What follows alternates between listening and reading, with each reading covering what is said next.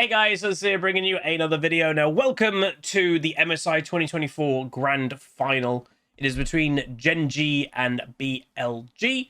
So today is Sunday. I wasn't actually going to stream today. I am, because I kind of felt like, oh, I should probably do the final. And secondly, I kind of want to do the final. I've been enjoying doing this. Obviously, I've not done all the games. I've done, a good amount that I've been happy with, basically. So if I very quickly get rid of my camera. So Gen.G have banned Talia, Ari, and Vayne, and BLG have banned Aurelian, Corki, and Naughty Nautilus. So picks obviously are flying very fast. So you've got Senna and Tam, and you've got Mr. Cassante. Again, arguably Cassante has been the champion of the tournament. He's just stupid in many ways. That is the Twisted Fate to go against Cassante, by the way. So we're back to that. So we've got Lucian Nami, a obviously very early lane bully lane, versus Senna Tam, a very scaling lane. And then you've got Twisted Fate versus Cassante in top lane. And now there's round 2 of bans. So Nidalee is gone. To stop Canyon, obviously, early snowballing. Because like a very good counter to something like a Lucian Nami would be a Nidalee. Because then instead of like Senna and Tam can't match that early game, and Nidalee could. So they're getting rid of that option, which I actually think is really smart by BLG, because we have seen Canyon obviously do very well on that champ throughout this tournament. Sejuani, again, a very good, if you look at BLG's comp so far, squishy, squishy, squishy. They need something big in front of them, and Sejuani has been definitely an option this tournament that people have used. I would say, yeah, Xin Zhao is definitely an option as well. He's not a pure tank, but what, again, Xin gives is damage himself, but also he gives time. You know, his ultimate is that big, like, pushback, and then any projectiles can't hit him. That buys time. So, in essence, as a non-tank, he kind of becomes one. Huawei's being banned, just a very scary champion in the right hands. And the final ban, again, if it is Xin, I wouldn't be shocked, if I'm completely honest, but we will see. But yeah, Shroom President, it's kind of weird how cool one of the OG champs can go toe-to-toe with one of the most infamous 200 years champs. I mean, the only reason Twisted Fate can do that is because he's actively, like, it's a cheesy range pick against Cassante. That's the only real reason it can work. Practically no melee champion in modern League and everything, melee, all of, the best players in the world, nothing can match Cassante. This champion does everything. He's just not balanced. All right, what was that pick? Xin Zhao! Surprise, surprise. We kind of saw that coming. So that gives the Xin is the option of I'll stand in front of you, do my ultimate, and you're protected. So again, kind of easy to predict. Whoa, are you? Oh, Karthus! Oh my god, it's Karthus jungle. Yone mid! Woohoo! That's some spicy picks. Wow. Damn, son, that's kind of mad. Okay. So against a Yone mid lane, Shovi's known for his Yone. They might be going a Nico. Nico's not bad. Yeah, Nico's not bad against Yone because one of her E, so as he E's forward to go, if Nico can land her E, it kind of stops a Yone, and when he ults on top, Nico can just ult. So it's kind of like I don't want to say the word counter because I think Yone is stronger than Nico, but as a mage mid laner, of all mages in mid, Nico has options to deal with a Yone. So, yeah. By comp, so BLG's is a very standard comp that we've seen throughout this MSI, Twisted Fate top lane, the aggressive bot lane, like that's very standard. Xin Zhao has had a really good showing this tournament. So yeah, they've got a pretty standard one. Gen.G's is a little bit more wacky. But I think they're more going to like the individual player strength. So this should be cool. I kind of like the idea of this. By the way, Abenusu, my prediction, I think Gen.G is going to win. If they win game 1, I think it's going to be a 3-0 stomp. If BLG can win game 1, then I think that's the only one they'll win. So I either think it's going to be a 3-0 or a 3-1 to Gen.G. But I do think if Gen.G win the first one, they'll just go on and win. Because especially when you're in the grand final, like a lot of League, solo queue, pro play, it's all about momentum. It's all about like how you're feeling. And if you're on the grand final stage the trophies in the middle, and you lose game one, it's demoralizing. So I would say, obviously, BLG's comp is more early game focused with a Lucian Nami. So if they don't do very well, then that's going to be a really big dent, obviously, on their whole game. What's my opinion on Karthus? He's one of my best champions historically. I used to play a lot of Karthus, and obviously on modern patch that we're playing solo queue on, yeah, he's apparently quite good. He's obviously very good with the double burn items now, so Deathfire, which has been nerfed already, but Deathfire, Leandries, Malignance, those 3 items on Karthus make a very scary Karthus. Now, obviously on this patch, Deathfire is not in the game, so he does not have access to that. Also worth knowing, Karthus is running Flash. So in solo queue, you'll very often see like exhaust Karthus. It's too risky to basically do that in pro play. It's all about picks and all about getting the right person at the right time, especially a Karthus. So he needs that flash to avoid getting picked as much in, you know, competitive pro play, in communication pro play. Okay, so unsurprisingly, the early game of a Lucian Nami is being avoided by Gen.G. If you look even in their setup, the Lucian is running First Strike Ignite. That is the ultimate early game of Lucian. So yeah, Gen.G are just straight up not taking that lane, which is exactly, again, unfortunately, lane trades exist. I even saw early Ignite already coming in. That's actually really good by Cassante, by the way. Skarn, 26 months Prime, thank you so much, dude. Appreciate it. Yeah, I don't get, unfortunately, to do drops and stuff like that. Obviously, I'm a co-streamer, but Riot hasn't like spoken to Twitch about enabling us to have drops. It would be cool if they did eventually, but they don't. So has to blow his flash, gets the Twisted Fate Ghost, and there you go. So I will say, why was it really good by Cassante to do that early? He got the Ignite out the Lucian, and obviously typically what we've seen with these lane trades again and again and again is the top laner who gets lane traded on, which in this case is the Twisted Fate. They come the whole side of the map, they look for a gank mid, then they come the other side of the map, and they look for a tower dive bot. But they now don't have Ignite. So like, it's slightly risky. You don't have Ignite, which is a true damage source. Yeah, it's a true damage source. It really helps the early game. Cassante, if he could get level 2, he's not going to.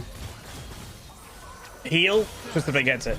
To be honest, that's really good for BLG. So, I can't remember who it was. It was I think it was the G2 top laner. He, in an interview, obviously getting knocked out of MSI, basically did say, I do really hope they get rid of lane trades. And it is worth knowing, Riot hates lane trades, by the way. No one... Oh, that's Tam. No one likes lane trades. It's anti-fun.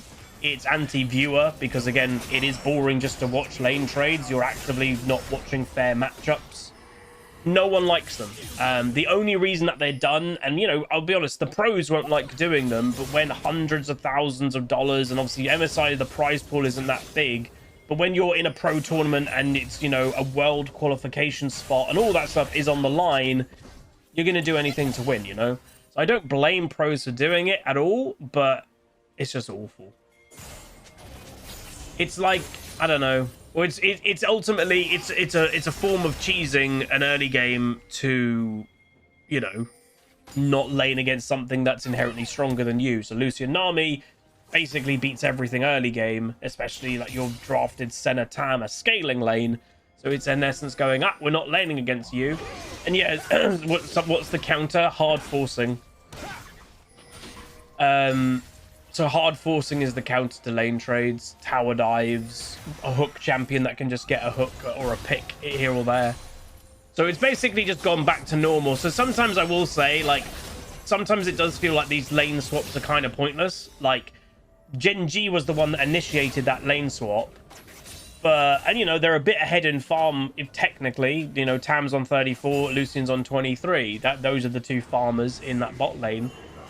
But as that, you know, now Gen.G's just gone back to normal, was it even worth them doing it in the first place? You could argue yes, because obviously the early game prowess of a level 1, 2 to 3 Lucian, they probably would be able to get a first blood, but you also could just play pretty passive in the lane. But I don't know. I guess that, you know, would you rather your bot lane to get some farm early, which Gen.G's has definitely got, versus hospital. A Cassante that, you know, let's be honest, we've seen this champion of 0 farm and still be the most impressive champion in the game. So, you know, this Cassante will eventually take over in his respective role anyway later on, so he doesn't need the early farm. I will say, I have seen, obviously, there's that meme. I don't know if anyone's got it, a copy-paste to hand, that meme of Cassante, the paragraph of saying everything he can do. Pro teams have even been doing that on social media. I think everyone's getting fed up with this champion.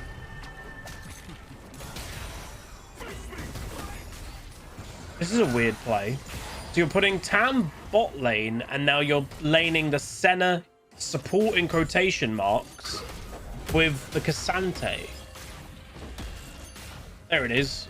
So Cassante, 4,700 HP, 329 in armor, 201 MR, unstoppable, a shield, goes over walls, has airborne, cooldown is only a second too, it costs 15 mana. It's literally this champion. It's just a silly champ, man. He shouldn't really exist in his current form. But it's what, like, I remember being in the dev meeting, by the way, of Cassante, and I kid you not, there were people, and you know, everyone's usually really respectable in dev meetings, because obviously you don't want to disrespect the devs, you may not get invited back.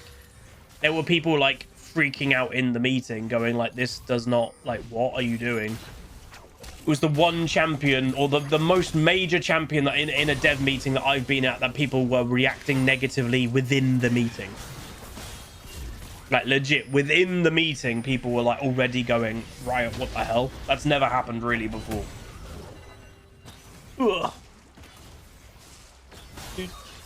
I mean, it's not really Freak's fault. Like, the thing is... what are you doing? Okay, he's got double sums if he survives, but he's not going to. I don't know why he did that. I don't think it's Freak's fault. Like, don't get me wrong, I don't think Freak is a great dev, but I don't blame balancers massively for what is inherently a broken kit. Cassante, you know, you could nerf down his numbers, sure. But the thing with broken kits is they're either going to be OP or they're going to be useless. There's no in between because the kit is fundamentally the problem. Cassante's kit is the problem to that champion. That's the issue. And that's not Freak's fault. He didn't design the champ. I don't know why Cassante did this. So again, he's level 5 versus 2 people with double sums up. I don't know, like, what was the point of that? You just died for no reason. Again, Nami got it, which is something, I guess, but yeah, that was a bit peculiar.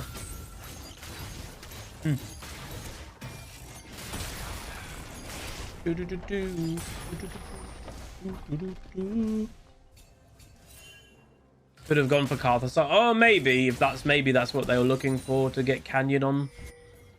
Yeah, fair enough. Didn't think of that. Because again, Karthus obviously is not ganked. Xin, by the way, if you notice, hasn't ganked. Pro play, obviously, you know, it goes without saying, is a lot slower than solo queue, is a lot more on the line. And, you know, junglers will just power farm. Now, whose power does it go to if they just all power farm? People would think it's Karthus. Hey, look, Goom. You'd think, oh, it's a late game Karthus. Yeah, in terms of scaling, it's better for a late game Karthus to not have any risk early, get to late game for free. The thing is, Xin, though, if he's strong, Xin gets to fulfill his job perfectly. Xin's job that he wants to achieve is literally be strong DPS-wise, but be a distraction. Be, like, in the middle of the whole enemy team, and my ultimate goes off, and you guys can't get a kill anymore. Like, that's what Xin is for. And that is always going to be quite effective. So that's trying to bully them out on smaller health to try and get the tower, I'd imagine. The sad thing I would say for BLG so far is Lucian has been involved in both kills and hasn't got a single kill. He's got 2 assists.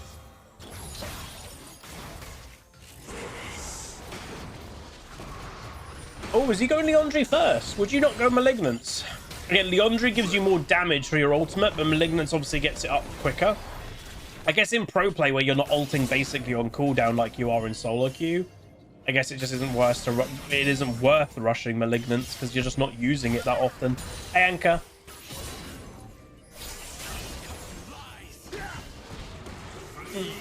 Obviously, Karthus W reduces MR on the target and slows them. Oh, he hit him. He hit him. Look at this.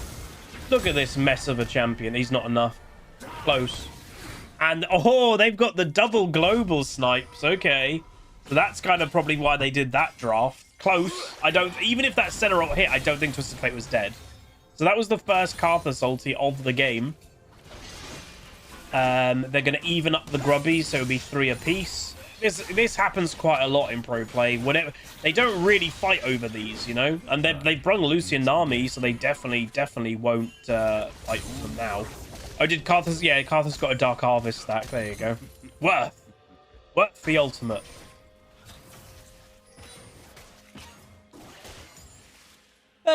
So yeah, very slow-paced game. Which again, it's weird to say a very slow-paced game when there's a Lucian Nami in it, but it's pro play. Like this is the final, and well, Gen.G don't need to play fast at all. By the way, they do outscale completely. So I think they'll know. Oh, we'll eventually win anyway. So why do they have to risk it? You know, they don't.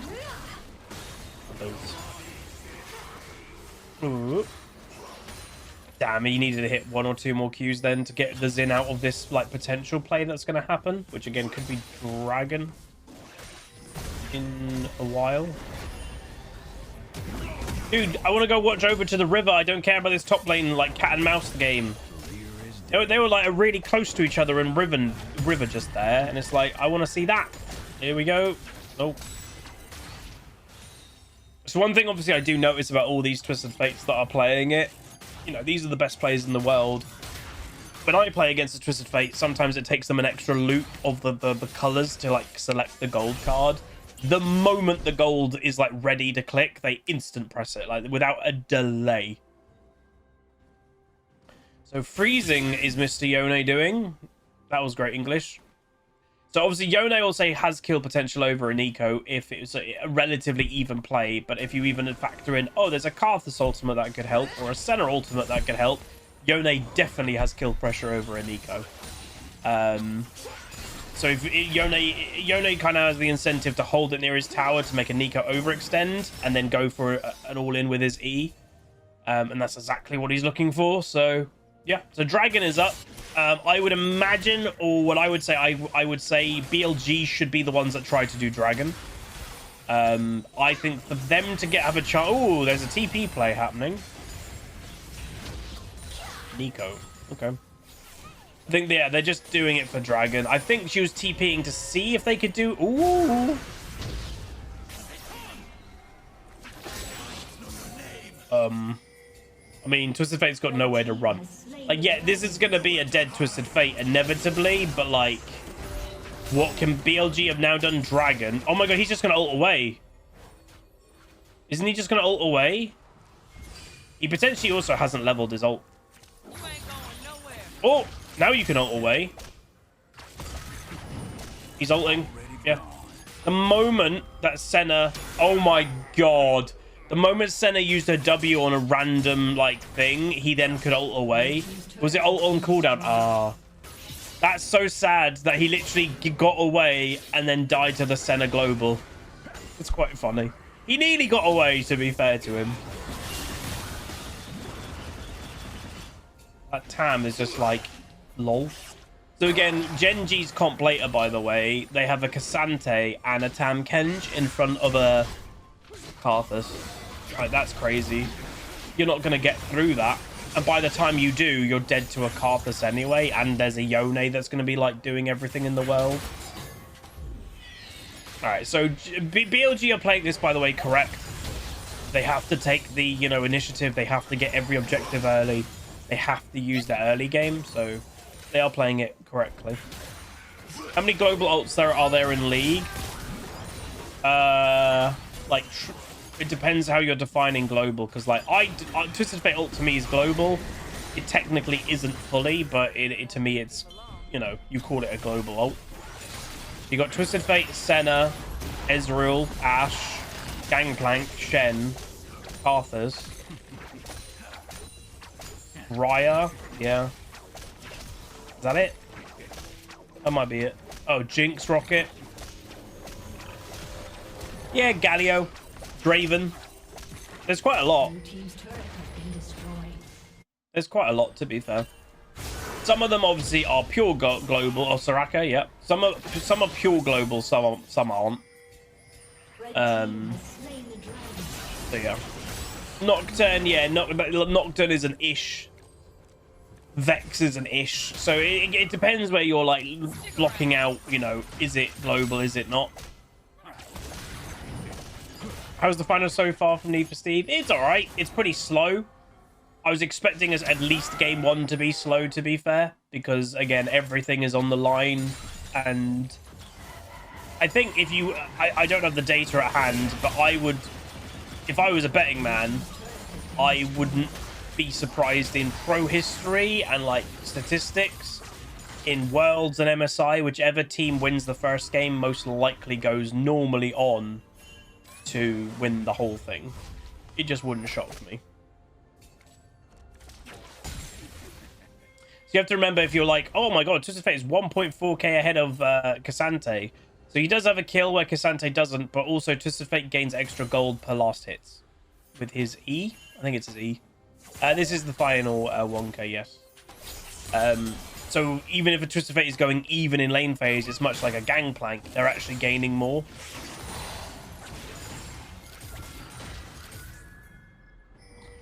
Oh, yeah.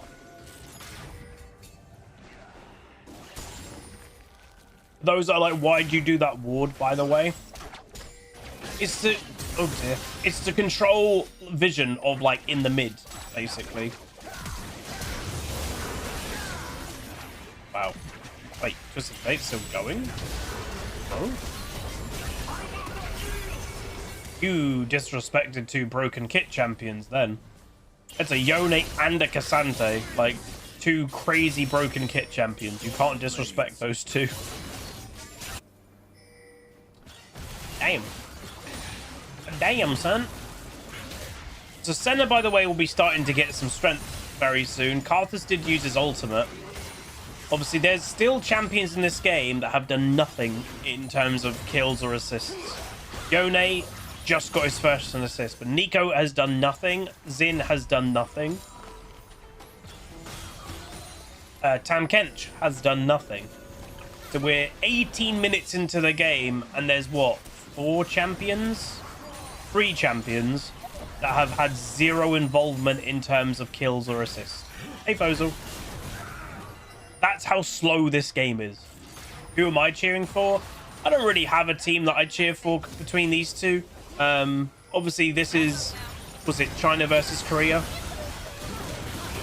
This is the #1 seed from Korea, the #1 seed from China going against each other, which obviously is unsurprising that the 2 best regions end up in the final. Again, just reminding everybody, Salty Huzzy coming in, the 2 best regions in the world, both of which said no to duo queue in Master, are now in the MSI final. Funny that. It's kind of like the 2 best regions know that that will hurt the ladder. So Dragon's taken. Oh, Nico is split off, but they couldn't hit the knock-up. Because again, some people won't even think it's that big of a deal, but like, if you hurt any part of the solo queue ladder and you make it easier or you make it more dumbed down, it is affecting potentially the future pro quality of the future players. You know? If the harder you make the solo queue ladder, the better those players will be for eventual pro play. That's probably why China and Korea don't want it in their ladder, because they're like, no, it makes it easier. So yeah, very surprising that Twisted Fate went for this. I guess he just committed for it for whatever reason. Obviously, Nami ult doesn't do any damage. So apparently the LPL teams has won MSI 5 times out of 8, where LCK, obviously T1, has won it twice, and LEC G2 has only won it once. Yeah. So China, this seems to be like their tournament. Where obviously the World's final is more Korea's tournament. And EU, we're sitting at 1 MSI win, 1 World's win. Hey. Yeah, Yeah, that's a great analogy. What Streamer Pidger said. You make the worse bread if you ignore the quality of where the wheat was from. Basically, you can put that in solo queue terms.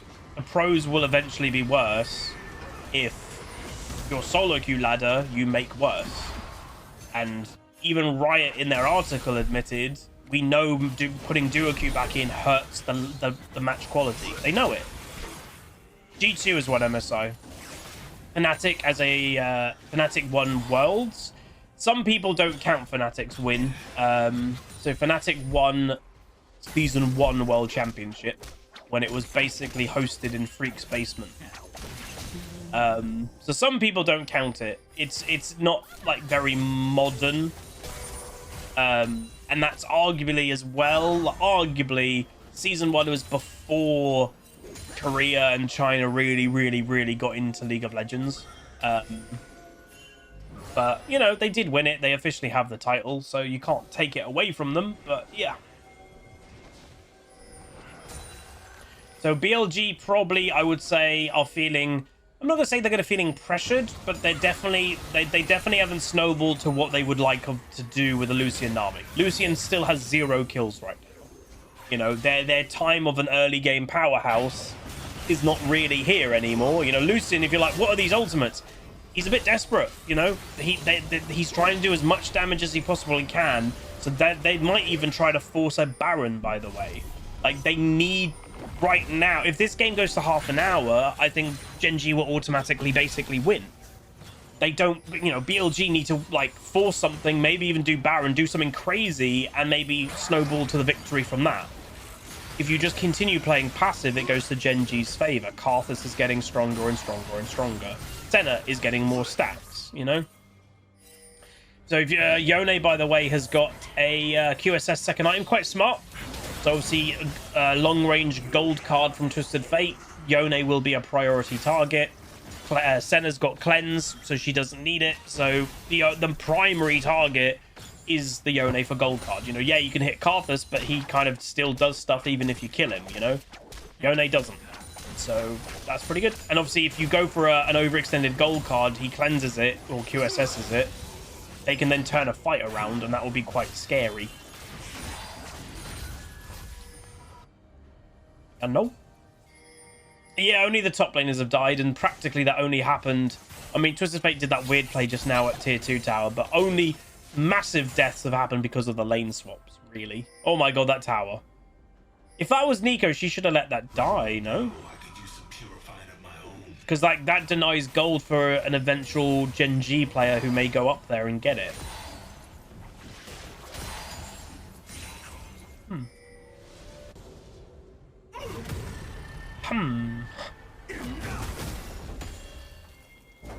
Yeah, very boring game. I'm gonna be honest. I was in bed, right? And I was talking to Queen Pleb. I was like, do I do this final? And she was like, oh, probably. And then a thought did go in my head. I was like, do I just wait till game 3? Because by then it will be more exciting. Partially, I'm regretting not doing that. Because if game 1 and 2 are like this... Oh, Jesus. I'm hoping game 1 will be the most passive out of all of them, by the way. Because usually, you know, game 1, it sets the tone for the series. And after whoever's won the first one, the nerves and everything hopefully will fade. So you can see already... Oh, they actually got it. Big Nico ultimate. So this basically is everything going good for BLG. Let's see how the fight continues. Karthus ultimate coming over. Bomba. Doesn't do enough damage yet. Nearly does, though. Oh my god, that Lucian's health on the left. So that is a 2 kills for 4. So that's in favor of BLG. As I said, they are still in favor when it comes to scaling right now. Lucian actually ends up with a kill. So nobody anymore is 0-0-0. And that leaves 1 dragon remaining, I believe. But yeah, you can see Gen.G was starting to push them away. And that was really good. But then Xin comes back in for a steal, and it was a bad smite by Karthus. He left it on like a couple, 10 health or something. So that was unfortunate. Oh, was that Dragon Soul? I think that might have been Dragon Soul, yeah. And then obviously you're then having the fight with Dragon Soul, and obviously Chem Soul, you get stronger the lower health you are. So legit, the only reason probably BLG won that fight is because they got the dragon. If Karthus didn't miss-smite that, Gen.G probably would have won that fight because it would have denied the Dragon Soul. So that is a big situation. Again, Gen.G is still not out of this game just because of how scaling works, but what I think BLG should do now, especially with Dragon Soul, they need to keep pushing the advantage, and I think they need to look for Baron soon. Nice little poke. I didn't watch the game yesterday with T1. I'll be honest, like, T1 didn't... Of the games that I did watch throughout the tournament, T1 weren't playing amazing. You know, you can't ask a team that's been so good for so long to always play great. It's just not reasonable. And again, one thing that also, like, it goes without saying, players in general and teams in general... Oh, really? I mean, if you kill the Xin Zhao, you can go do Baron. That's what they're going for. Yeah, kill him, and then you can maybe look for Baron. That's actually really big. Now go straight Baron. You've got a Karthus, you can do Baron so fast. Yeah, it's something that I will also say I find funny.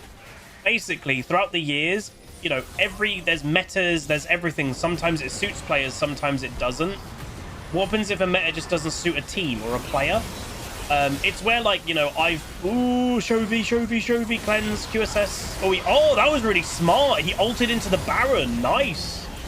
All right, they got to continue this fight, but they got to stay grouped together. Good center ult. Keep walking forward together, and now this is where the game turns. Wow, nice.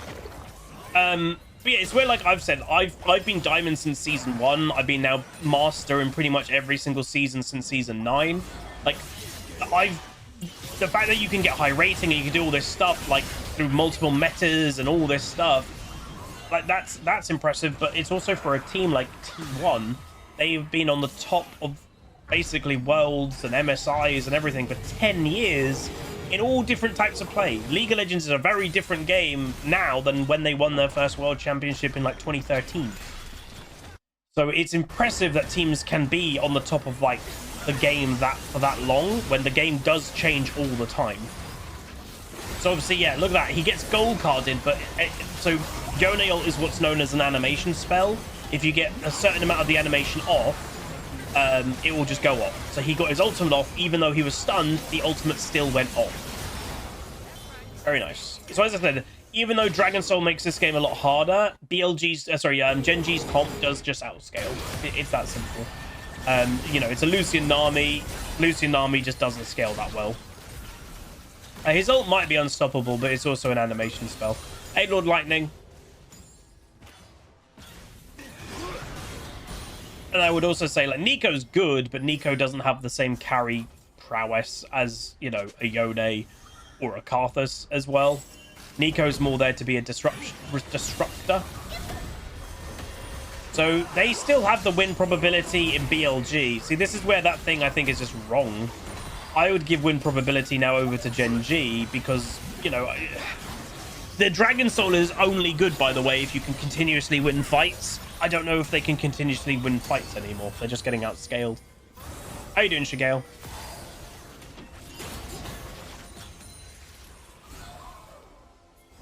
I can understand, by the way, why BLG were to go early game, by the way. Early game basically guarantees a strong early game, right? In pro play, where it's a pretty passive early game, no one wants to fight you as Lucian Army, it guarantees, oh, we'll do pretty good early. That's probably just what they wanted. Yeah, the center really needs LDR. Oh, well, obviously the old version of LDR, the new version, is not as good. Alright, so 4v4 mid lane. Yone side laning against Twisted Fate. Again, Yone could kill a Twisted Fate, especially that he's got QSS. Obviously, it has to be... Remind yourselves, if Yone fights Twisted Fate in a 1v1, it's not a 1v1. There's Karthus ultimate and potentially Senna ultimate as well.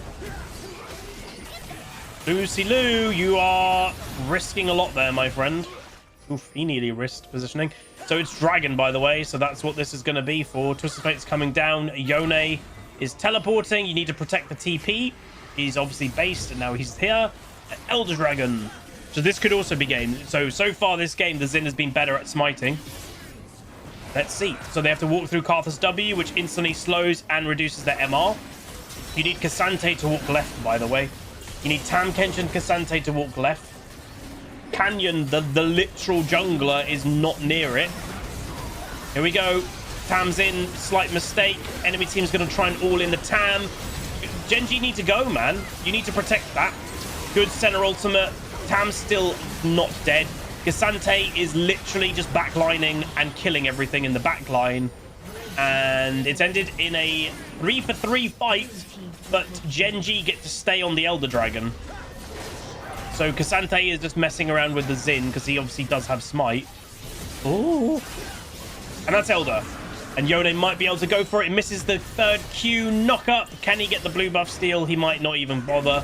They might even though. And there we go.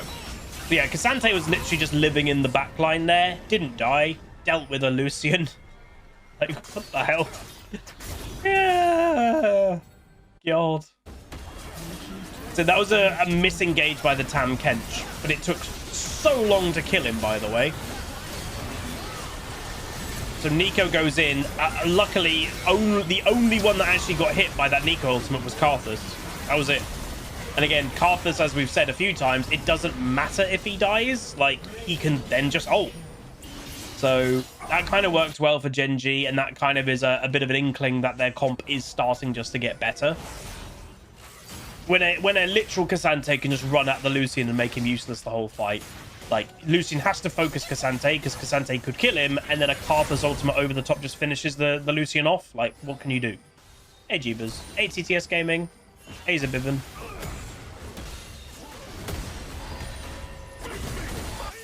So Yone might look... Yeah, I was going to say, Yone might look for side lane because he's got Elder. No one can fight this Yone 1v1 right now. Karthus has got ultimate backup, which, again, he's got Malignance, so, yeah. Oh, I have no idea. Like, they had win probability on BLG's side quite heavily. I'm like, that's just wrong. All right, they're looking for an all-in. Twisted Fate gets W'd, but there's no follow-up. Yeah, to me, that win percentage, that's not a human doing it, I don't think. I think that's like some AI, Amazon, AWS thing that's like looking at the statistics, and it's probably like, oh, BLG are still gold ahead. BLG have got a tower ahead. BLG have got 4 dragons, but... Oh, the light changed. If you actually look, no comps and no scaling, I think Gen.G has got this quite easily now. As long as nothing disastrous happens, like, you know, Xin steals this Baron, I just don't see how they'll end up winning the game. And it's just pure and simple scaling. There you go. They got Baron now. Oh, Lucy Lou. Gonna get away. Oh, Twisted Fate's just gone to split push. Of course he has. So in that whole time, Twisted Fate just decided to go on his Larry. Oh, big knock up. Oh, he's kept roughly with him. No, he's not. Yeah, so Twisted Fate just conceded the Baron and was like, right, I'll just go split push, I guess. Literally like a solo queue game. Alright, he's gonna die. Kill the cheese, stupid pick. I think, like, as weird as it sounds, K'Sante is a more broken champion, but I hate Twisted Fate top lane more than K'Sante. Is that weird? Like, it's just a poopy pick. I know they're only picking it because nothing else can deal with K'Sante. Like, that's the thing. That's the, like, protecting the Twisted Fate pick. Nothing can actively play against K'Sante well. Nothing. So what do you do against it? It's Twisted Fate. You basically don't play against a K'Sante. That's the whole point. Is you pick Twisted Fate, so you split push, you're crazy quick in killing towers, and oh, I'm in trouble, you ultimate away. Like, it's basically picking something that doesn't have to lane or play against a K'Sante. That's how you beat it. Well, that's what people are trying to do anyway. Right, they should just go forward now, break it open. Yone is not even there, by the way. So, yes, Twisted Fate opened up their base in mid, but now they're getting an inhib taken against them, and Xin Zhao has pushed the wave already to mid. Isn't Camille good against him?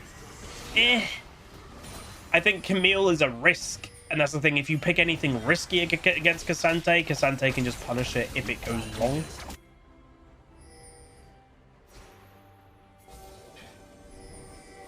Because like that Twisted Fate is 3,000 gold ahead. Lucian is 4.5k gold ahead, but basically, obviously, this game... Oh, that Cassante really good engage. There's a TP over to the right. This is actually a play it slow. Yone coming in. Ooh, not the best Karth Assault, but you can see, look at the damage of the Karth Assault, by the way. Half healthing everything, practically. And it's got Malignant, so that'll be back up in about a minute. And that was without, like, any other fight happening. So that's the whole point. If they have an active fight, you all jump on the fight, and, you know, Yone and Senna and Cassante, they can get stuff to half health. And then Karthus will just finish 2 to 3 people off easily with his ultimate. Like, how do you beat that? Well, you beat that, by the way, by not fighting it. So that's where Twisted Fate ultimately should be just side laning, looking not to fight them. That's how you beat it. You basically have to, like, win by split pushing, because you're never going to win a 5v5 anymore. Ever. It's just Lucian is not strong enough to carry it. Oh, yeah, that was also, yeah, no, true. That it was with the damage reduction from Dragon Soul as well. Oh, God. Karthus, man. And this, again, is pre-patch Karthus that we're on. This is no Blackfire Torch or whatever. Like, that item does not exist on this patch. They're playing MSI. Crazy. Crazy. Crazy for feeling so lonely. Alright, they're getting caught. Oh, damn. Gen.G just weren't ready. Zin? What are you doing? Yeah, I don't know. Karth Assault is back up, by the way, everybody. Just to let you all know. Okay, again, Zin's tanky. So that's why he didn't die. Because, again, you're not really playing Xin Zhao for his typical, you know, bruiser. You're playing him to basically be a tank. Elder Dragon, again. BLG... Honestly, like, well, they have to fight it. TP coming mid lane to get someone back in the fight. Senna mispositioning. Lucian ultimate coming down quite early. Yone early cleanses. Is back to the pit, though, so that's number advantage Gen.G. You see Xin Zhao's over to the left. Pull the dragon out and then burst it is what I would do. And now he's nearby. Oh, Nico ultimate completely whiffs. Here's the fight. Yone ultimate on the Lucian. Boom, Karthus has killed Elder Dragon, and ladies and gentlemen, that is game 1.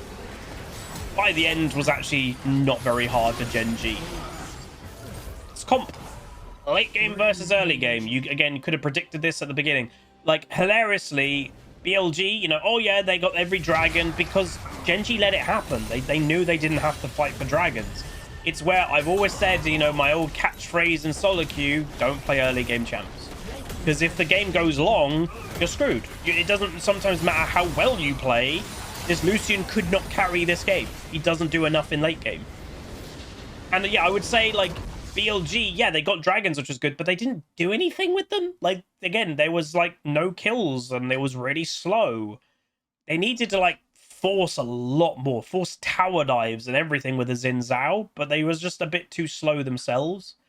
But anyway, that is game 1. So again, I don't know if this video is going to be separate games in each video, or I'll just put it in one big video. I don't know. So, you know, it might be enjoy the next video, or enjoy the next game that's within this one video. I don't know. But yeah, like it, comment, subscribe. See you guys next time. Peace. Hey guys, so it's bringing you either another video, or like we're in the next game in the same big video. Like, basically, if it's slight spoiler, if it's like if it's a 3-0 stomp, I may as well just do one video. Even if it's like a 3-1, like, put it this way, the last game, I don't think that warrants its own video. That was a pretty boring game. So we'll see how the series kind of keeps going. So bans, BLG got rid of Corki, Aurelion, Cassante, so Mr. Meme has gone away. Yay. So that instantly probably makes the game more exciting. And then Nautilus, Ari, Talia. Ashe has been drafted pick 1. Obviously, that is predominantly for AD carry, but you can still play support Ashe. It is possible. And then Kalista, Sejuani for Gen.G. So already you've got a really nice combo there. So there you go. It's Ashe support with Varus. So a very, well, dare I say, boring bot lane. Basically, the incentive of that lane is you never can really fight them unless you play absolute all-in. Basically, because you've got slows from Varus E, you've got slows from Ashe W, you can't walk forward against it. So the only time that you can beat that is if you literally just keep running at them and you like chain CC or you hook. So I'd expect, and I was actually going to say a Nautilus from Gen.G, but they banned it. Alistair is probably what I would say that Gen.G probably will get now, if I was a betting man.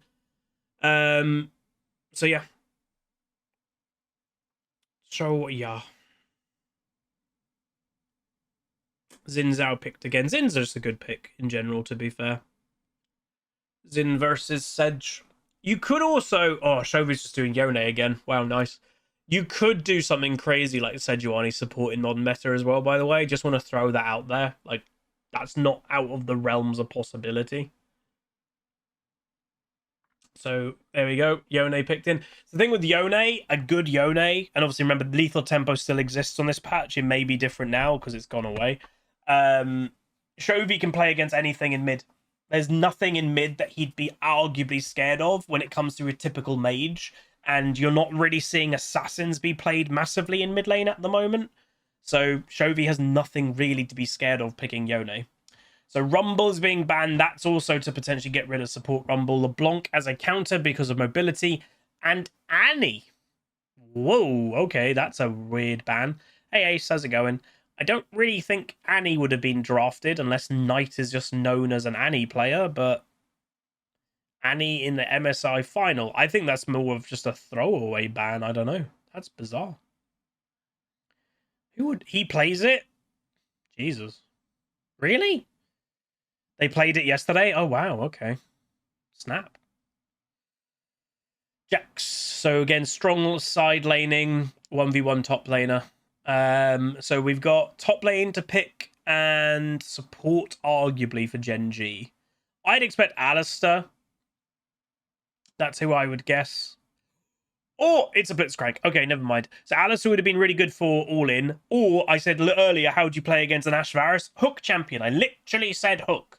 So that's what it is. You're picking a hook champion. If you land a hook on the Ashe, you land a hook on the Varus.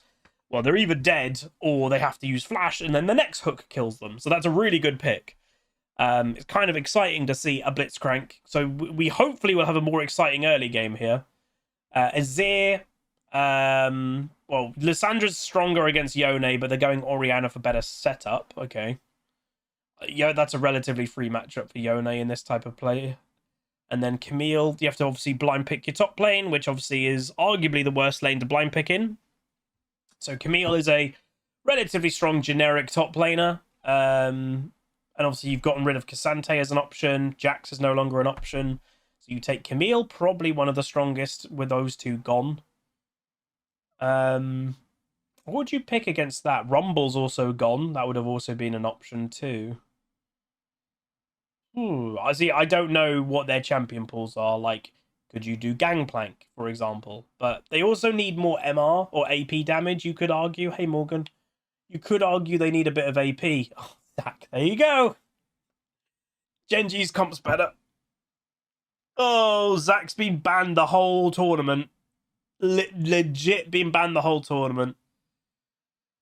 That's a scary comp. It's a very scary comp, especially if the Blitzcrank is accurate. And obviously, you'd think, being an MSI final, this Blitzcrank will be accurate. So, damn, that's scary. So, draft 2, I would say, is definitely in the favor of Gen.G. I would say Orianna wasn't a great pick in this game. I obviously, I've said a few times, like, what the hell do you play against a Yone in modern meta? You can't really play Assassins and MSI in mid. Most mages suck against Yone, so Orianna is safe, but that doesn't mean she's good. I don't really see Orianna being able to do anything in this game. So, we'll see. Yeah, the Zac pick was actually really smart. Camille, well, she might have early against it, but when Zac gets like 2 items, then Zac will be fine. I would say, if I had to give a win percentage, like last game I thought Gen.G's comp was better. I think it's better again. I'd say 70% chance that Gen.G will win this game. I just don't see the strength realistically in BLG's comp. Their strength, by the way, of what they're trying to do is individual pick. So like Ash Arrow into a Varus ultimate, like that's individual. Camille jumps on an individual, Xin W's an individual. Like it's all about killing one thing quick, and then hopefully if you kill one thing quick, then you can just win a team fight with number advantage. But I don't know, man. You're not going to kill a Zac quick. You're not going to kill a Sejuani quick. Late game, you're not even going to kill a Yone really quick. The only one that you could arguably kill in mid to late game quickly, as with a combo, is Kalista, and she's running Cleanse. So, you know, you hit that one Ash Arrow, jump on it, well, she's going to Cleanse and hop away. So I don't realistically see the win condition for BLG's comp. So, yeah. Minions have spawned. They could be predicting a lane swap, as in Gen.G. Lacking one damage type doesn't seem to be that big of a problem anymore, to be honest. The damage is so high in League of Legends realistically anyway that it doesn't really matter. Right, have made the damage too stupid. So that they're scouting heavily to see if a lane swap is happening, by the way. What are you doing?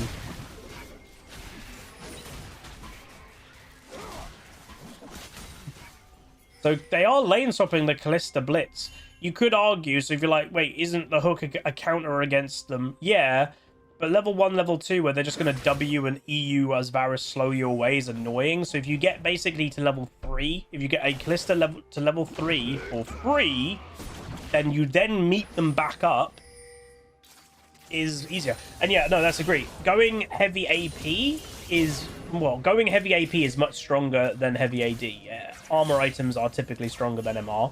But at the same time, so if you look at Gen.G's comp, it's like, oh, they're all thingy. So Zac does AP damage, Sedge does AP damage. Not as carries, sure, but Yone does 3 types of damage. He does AD, Magic, and True. Like, they'll be fine, honestly. And again, the only damage output of AP that BLG has is an Orianna, and it's not exactly like she's the scariest AP champion in the game. And, like, by premise, you've got a Zac and stuff that can just jump on things. If you just jump on that Orianna and kill her before the fight even begins, then it doesn't matter that they have a big mage. She's dead. So, again, another lane trade, which makes the early game really boring for everybody. Because basically nobody is playing against anybody. Now, I'd say one of the weaknesses of BLG's comp, their dive is not amazing with Ash Varus. Because they're 2 ranged champions that don't want to tank any towers.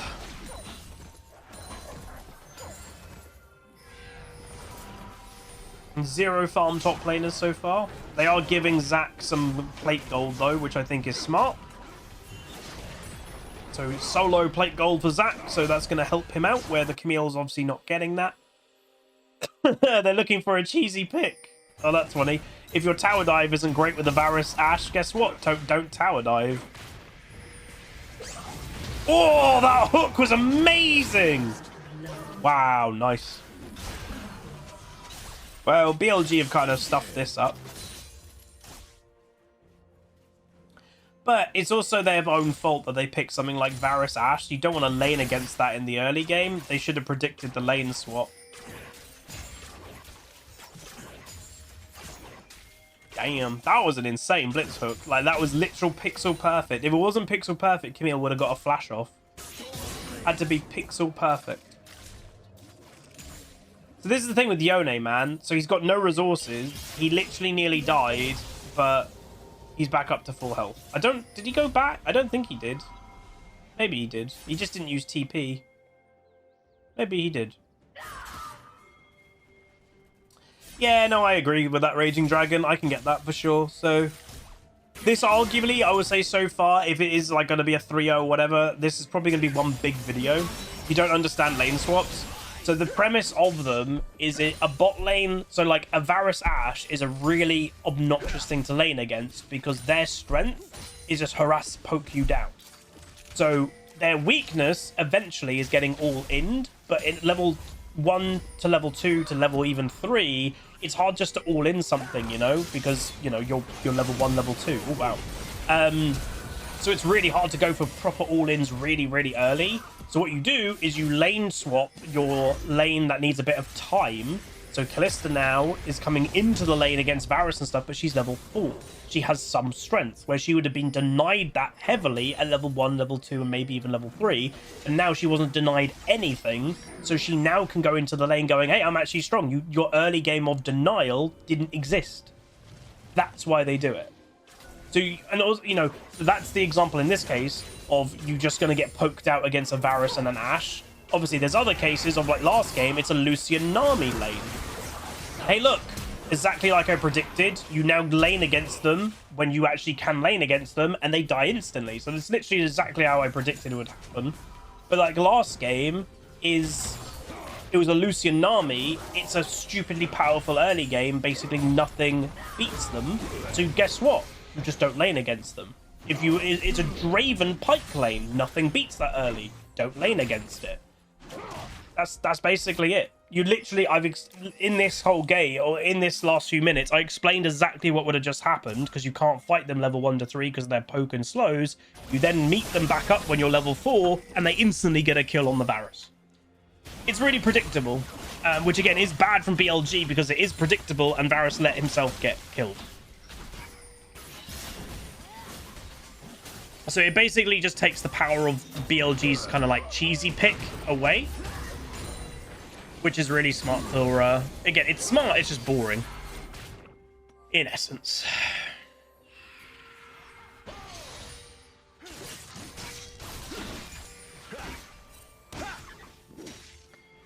So Orianna's doing a great job farming. Obviously, Yone has been ganked, I think, a couple more times and stuff, but still doing a good job.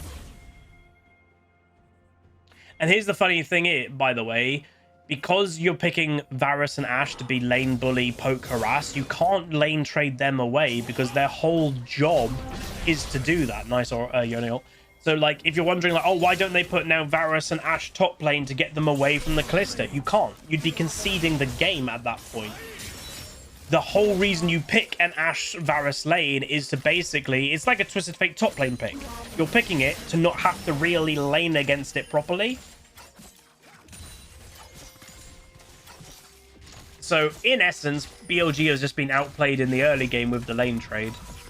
So, Yone is getting screwed this game. There's so much on this Yone in terms of pressure. You know, Zin's been mid. Ashe is now laning mid. They're just going to tower dive this Varus if he's alone. And now this is screwing a Varus. And, what? They're just going to give potentially a tower in early game to Gen.G's bot lane? Now, the one thing has to be said. Varus has gone lethal tempo where Kallista's gone Halo Blade. So it's lethality Kallista versus lethal tempo on hit. Ooh.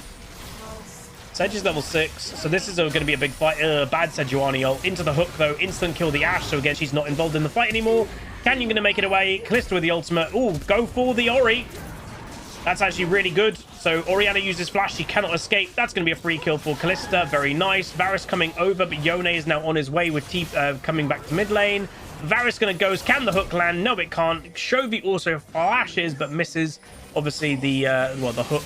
Yone E! Then go back on the Zin. Yeah, a little bit too much done.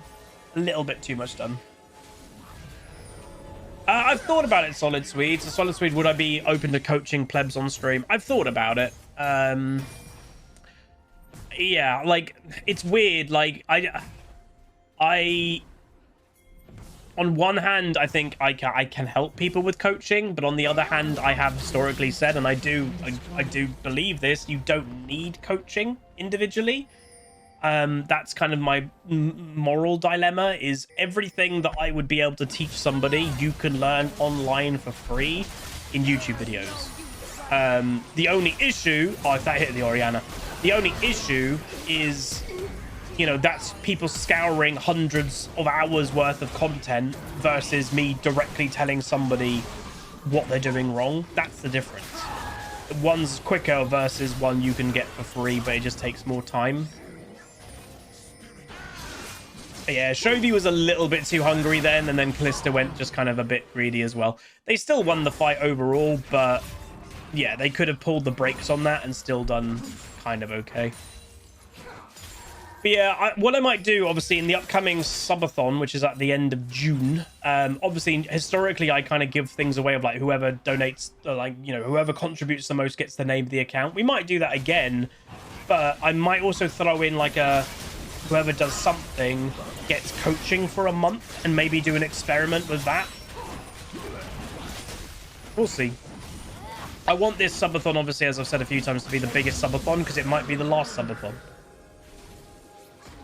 So hopefully it'll go well. All right, so Zach coming all the way down to bot lane. He's got TP available, by the way. So if you're wondering why is Zach here, helping secure an early objective, and then he'll TP back up to top. So he's not going to lose anything. Ooh. That looked a bit messy, didn't it?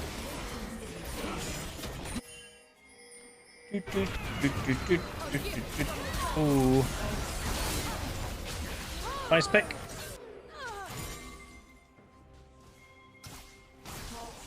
I get that, Solid Swede. So yeah, it's something I've toyed with, obviously. If I ever do bring coaching back fully, it will likely be through Patreon. I'd probably open my Patreon back up and have different tiers, and like you can limit how many slots are in each tier. So like I'd probably have maybe only one mega coaching tier that like you are like my direct student, you get like unlimited access or something to me.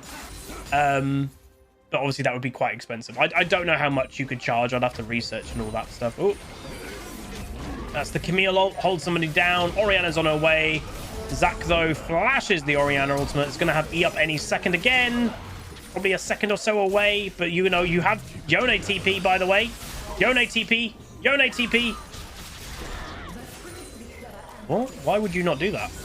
Eh?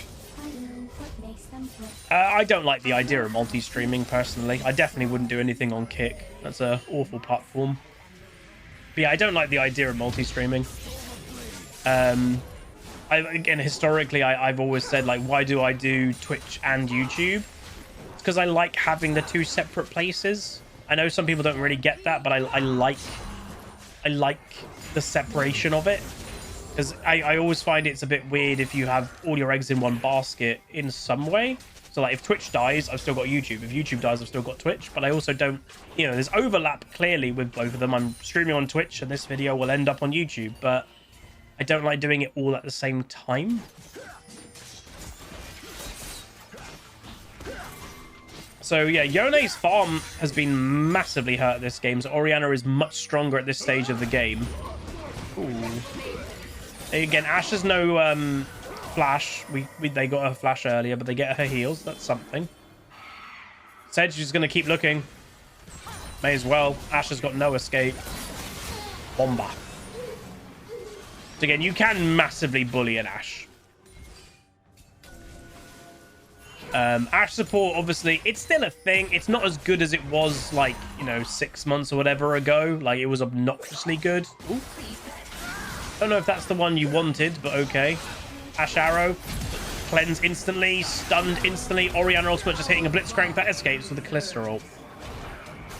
So you can kind of see how BLG's comp is designed to kind of layer on like an individual person constantly. But if one of those things just doesn't work...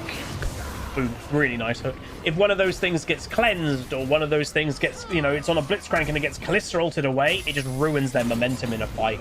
They're only realistically good at killing one thing really well. Alright. I don't think BLG should take this fight myself. Good hook. So that's Zac dead, but that's Varus dead. But, oh, blitzcrank did actually go down. Never mind. That Camille got a little bit extra damage before she died, which made that fight actually kind of okay for BLG. You might be like, where's the Yone? He's not involved this game. Yone is legit 50 farm down, 33% down or whatever on... No, 50% down, I guess. 50% down on farm to an Orianna. Like, he is panicking in terms of I'm behind on farm, so he just wants to get farm. I don't, like... It's the difference between, oh, if he gets involved and gets a double kill, it's worth it. But if you get involved and get nothing, it's bad. So what's guaranteed income? Being top lane and getting some solo, like, CS. So again, another Ashe arrow into a pick. That's literally what BLG's comp is for. They are only for picking one person off at a time and then having basically easy number advantage, in essence. The video quality to me is okay.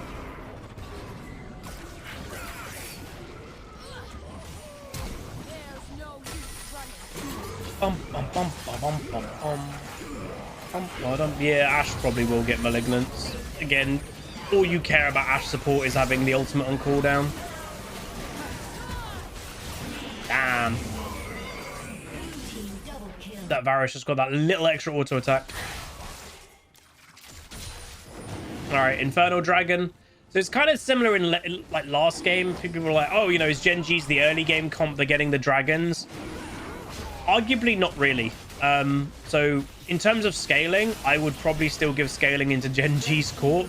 You have an early game power with Kalista, but then you still have a Yone and Zac and stuff for late game. And it's again, it's not like Kalista is awful in late game. Nice hook. Orianna ult just hits Blitzcrank, that gets brought back. Disengage happening. You're not going to fully commit, so it's just a 1-for-1. But obviously 1-for-1 with Infernal Dragon taken from Gen.G before. Not too bad. If they can get another pick hook. Oh, he got it! Nice! Max range hook makes it worth for Gen.G. Yone's going to go for a play. Oh my god, the Orianna flash! Sorry, the Ashe flash. The Ashe flash just screwed up the Orianna. Like, if the Orianna died then, it would have been the Ashe's fault, but she just lived. Because if that Ashe, like, didn't flash, it would have just been a dead Ashe and Orianna would have been fine. If the Orianna died then because Ashe flashed, that would have been bad. So again, my prediction, I said right before game 1, is if Gen.G won game 1, they're just going to go for 3-0 stomp. Really, Camille? Like, why are you going that so aggressive? But yeah, this looks to be in Gen.G's favor to me. 7-1 Kalista, by the way. And that's the thing, something that falls off, it only matters if something like last game, the Lucian, right, was waste early game strength. It didn't snowball, so it didn't matter. Kalista's snowballing like mad, so which she will fall off, that will only matter is if Varus catches up. Like, if that, you know, if Kalista gets to 4 or 5 items and Varus is at 2, the Kalista is still much stronger, even though she may not necessarily, like, outscale a Varus. Oh, Camille might die here. Good hook. Yone is on his way. Flashes. So does Camille. And Spit. Oh, that didn't hit. Zac's gonna... Oh, no, he's not. Damn, that Camille lived. So if you look here, Varus has got 1.5 items complete. Kalista's got 2.5 items complete. This is a nice return by BLG, though. I like what they've done here.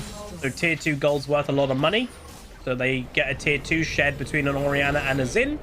Orianna is 2.6k gold ahead, which is a lot. Kalista's 2.8k gold ahead. Bonk. Here we go. Again, immobile Varus. Blitzcrank flash. Ooh. So again, the Blitzcrank pick and even the Yone pick puts so much pressure on an immobile AD carry like Varus. And that's the funny thing is BLG have got 2. He's going Terminus. 2 recurve bows.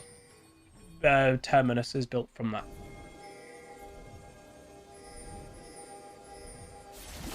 Here we go. Camille once again. So remember, Camille just used all of her escape just now. She just got out. And now she's instantly going a bit overextended again without any vision. And that's a shame, because like she did a really good survival, and then she just does the exact same thing again, and then dies this time for it.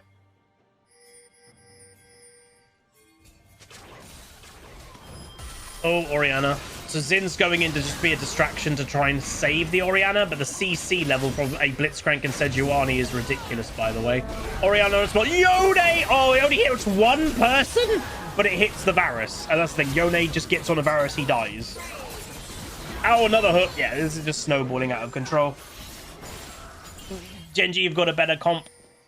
They've got better comp, they've got better snowball, and like unlike last game, like BLG had the Lucian really, really strong early, but they didn't do anything with it, you know? They just were kind of slow. Are Gen.G playing this game slow? Nope, they're playing it fast because they know they have to. But, well, they don't, again, hilarious thing, they know they have to.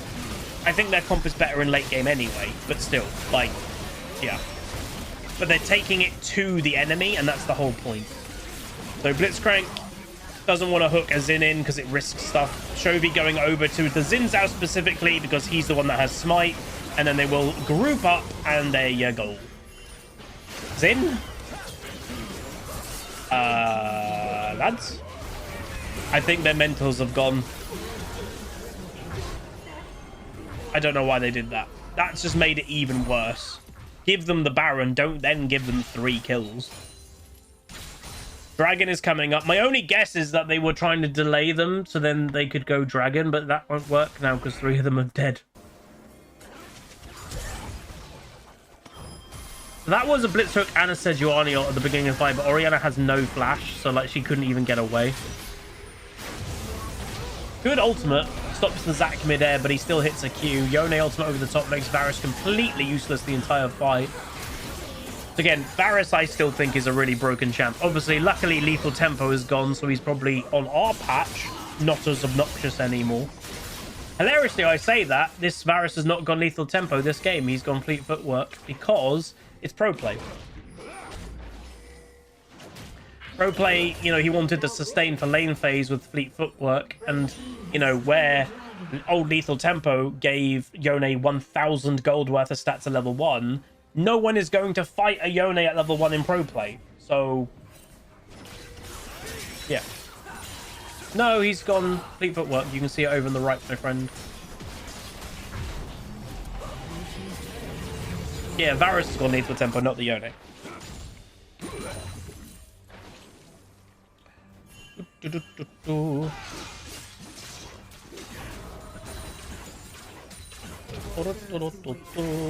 Why is Camille invading the red side?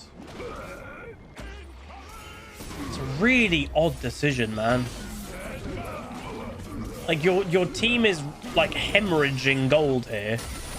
You're now getting caught. Like, that's the worst thing you can do when your team is on the back foot, because now not only the enemy team has got Baron, they've got momentum, they now have number advantage. You just don't... Oh! It's cool to see Blitzcrank, I will say, in pro play. This Blitz has been absolutely mental with his accuracy. That missed? Damn.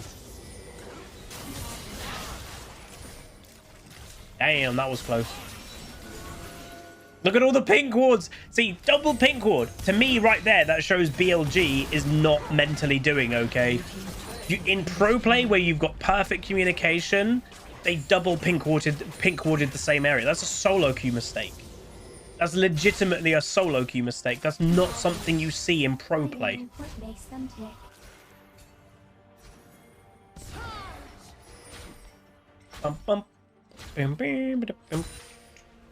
Oh, really? So going into this tournament, Pays and Lehens was supposed to be a Gen.G liability. Really? I mean, you've got an 11-1 AD carry and a 3-2-11 Blitzcrank, so they're doing pretty good. Oh my god, the Camille's overextended again. Do they know she's here? No, they now do. Why is this Camille constantly alone and overextended by herself, man?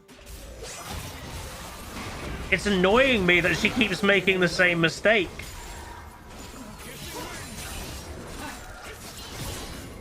Tilt, maybe? I don't know. Tilt does exist on the pro stage. It's rarer, but it does exist.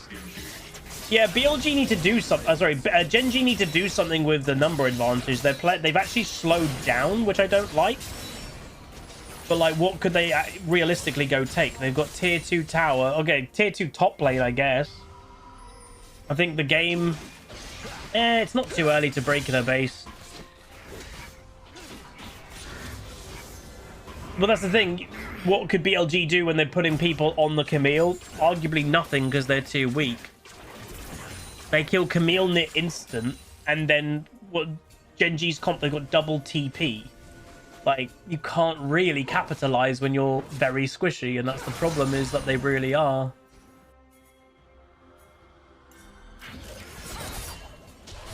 And they got the slow. Ashe is dead. Immobile. And she's got flash, she's got heal, but this is the weakness of playing AD carry immobiles. And obviously that's an Ashe support, but it's an AD carry that's immobile, you know? That's the good thing of it doesn't have to be a sedge. Like, that's just, you just focus the immobility and there's nothing they can realistically do. And now I think they're going to go over and get the tier 2 tower top lane. Look at the confidence of this sedge, by the way. She's just taking 2 pink wards and right near the enemy team. She's just like, what are you going to do?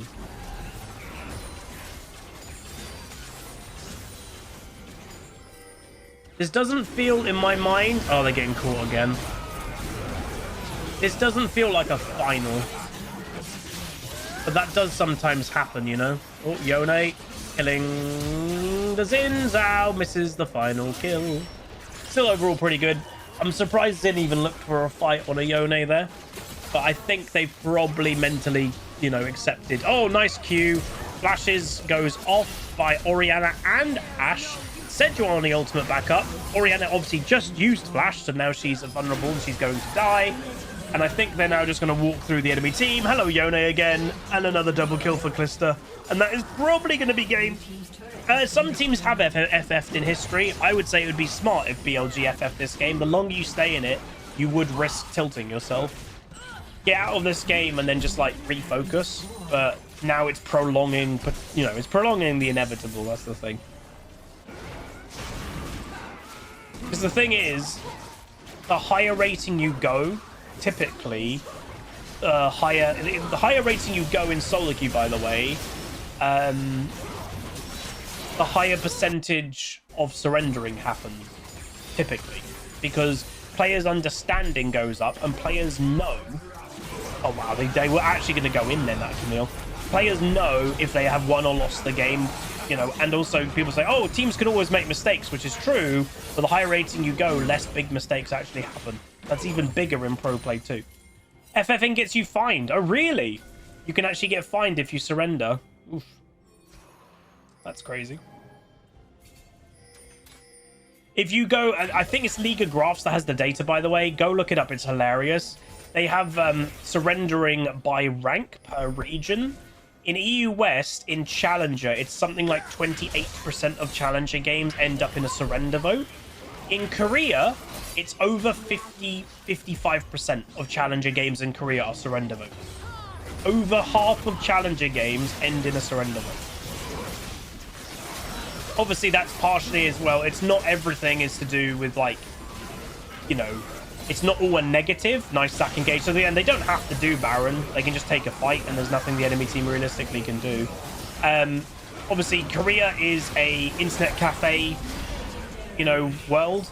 And if you're paying, you know, you don't have your PC at home, you're paying per hour to play at an internet cafe. You have a bigger incentive just to get on to the next game if you think it's a loss, because you're basically wasting money at that point in your mind. Of, you know, you're paying to play a game you're having fun in. I'm not having fun in this game. Get me out this one. I'll go for the next one. So part of it is that. I think China has a fairly big internet cafe world as well. Not as probably big as Korea, or maybe it's about the same, but yeah. 18-1 Kalista. Jesus, this is the MSI final. 18-1. That is mental. No one has been 18-1 this whole tournament, I don't think. Has anyone been 18-1 during all of MSI? I don't think so. This is the final. Yeah, I think everyone expected Gen.G to beat BLG, but I don't think people expected it to be this big. You know? This is huge. 18-1. Like, that is crazy. Game 1 was closer, but that's because the only reason Game 1 was closer is because last game BLG drafted an early game comp. So they drafted an early game comp with Lucian Nami, so Gen.G had to give them a bit of early game. Okay, you're Lucian Nami. This game, that hasn't happened. BLG have not drafted for early game massively. They've drafted realistically for mid game individual picks. Like, again, I didn't like BLG's comp straight away. Like, to draft the comp all about individual picks against arguably right now the best team in the world, to me is a bit disrespectful. Like,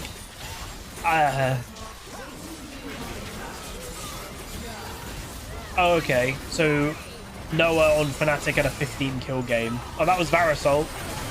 Engage happening. Varus ultimate obviously whiffed as well, so they don't have that.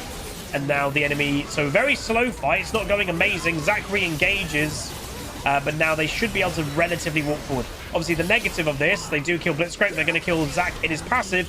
You're fighting two base towers, man. Like, that's so much damage that the enemy team has available to them.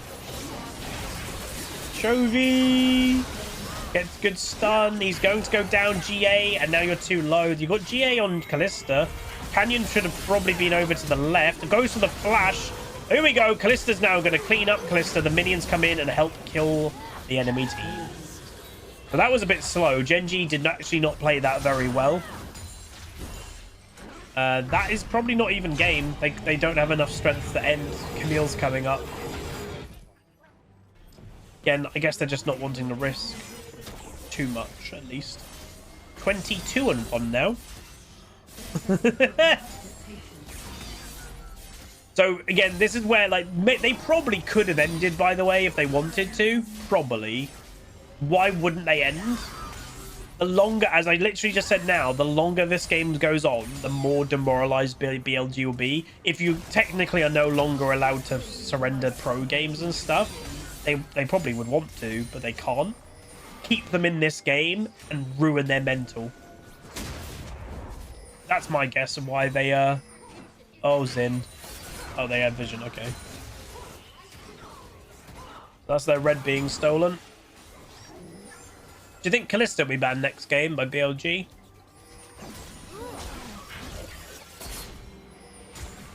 Yeah, T1 Gen.G would have been really cool. Hell, we saw a lot of good play from G2 as well, you know? We've seen, again, I haven't watched every game, but I've watched a decent amount, and we've seen some really nice play in this tournament overall. From multiple regions. It hasn't just been one dominant region as well. Whoa, dear! Wombo! They kill the Kalista straight away! Ooh, let's go. They finally did what their comp is designed to do. Pick one thing. Oh my god, they actually did it. They actually finally did what their comp is supposed to do. Their comp is designed to pick one thing very fast. They finally did it. And they got the Kalista without her GA up. Jesus. They finally did it. And that's the thing. It's the same in solo queue, right? You have all the strength on one character. If you kill that character, Gen.G aren't necessarily that strong anymore. Imagine if Sedge steals this, by the way. So again, if I was BLG, I wouldn't necessarily take this straight up fight, because this is just delaying them. And they're not even winning, by the way. Like, this is relatively even. This is bad for BLG. They had to, like, do something bigger with that. So again, they get the kill. Do they have time to go do the dragon? Nope, because you've got minions flooding into your base. So that's good deaths by Gen.G. The rest of them that stayed alive to stop them moving forward, stop them doing the objective. Yeah, that was really good, you know? That's an inhibitor got killed by minions. So that's still overall, as crazy as it sounds, it was a really good fight for BLG initially. Overall, that's still an okay situation for Gen.G. And now with a Kalista, you can go over and do the dragon if you wanted to on spawn. They might not, but yeah. So again, what you just saw of, like, if you're like, oh my god, they actually got it. What you just saw is literally what the enemy comp is designed for. Engages in with Ashe out, with Varus over the top, and Orianna ultimate over the top. It's just to kill one thing really quick. Now, again, it was bad that that target happened to be Kalista. But they're actually going back for this. Huh. That's crazy. Blitzcrank. That was bad. Wow, that's a lot of confidence from BLG. I did not expect them just to go straight up and do that. Kalista lethality is pretty standard. So there's two options for Kalista. There's on hit and lethality. Lethality is higher snowballing, and that's obviously, you know, she's 22-2, so she has snowballed heavily this game. I'm surprised Gen.G let that happen, but they're going to just go do Baron now, so... I wouldn't say Gen.G showed fear. I think they respect them a little bit more now. because of that one big play that they finally used their comp. BLG were just on the back for the entire game. They finally did what their comp is designed to do, and they killed the Callista. So that's just immediately made Gen.G kind of go, oh, okay, careful. You get Baron, deny that. So again, look at this perfect engage. Like, it was magnificent. So there's the Camille engage with an Orianna ball, flash in the middle, instantly 4-man ulties. Camille ulties the Callista because it knocks everyone else away, and then you get just to pick the Callista. You can basically pick a target and pick it. Really good to see. That's what their comp is really good at doing. Very good. Dude, I don't know about anybody else. I think people are the same. To see Yak show on AD carry makes me so sad. To me, that again, it still shows that items are still inherently broken when an AD carry is perfectly fine with building a tank item. Like, that's just stupid to me. Riot, I think, even said when they were doing the item update, oh yeah, we're going to get rid of AD carries and damage dealers buying tank items. No, they didn't. Oh. Yeah, it's on hit builds that can do it, because on hit items, when you get 2 or 3 of them together, do so much damage. You don't need to even buy more damage items.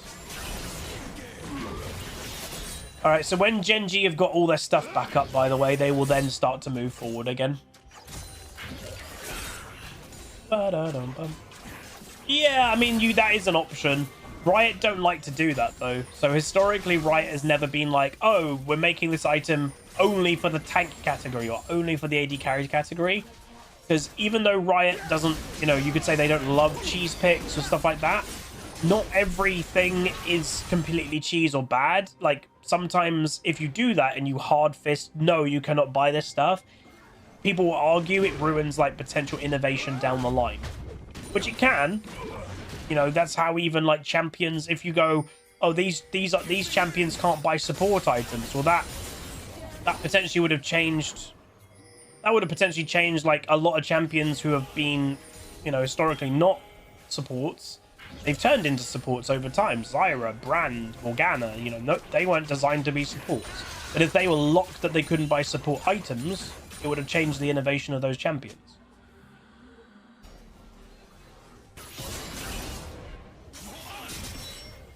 It's an awkward one.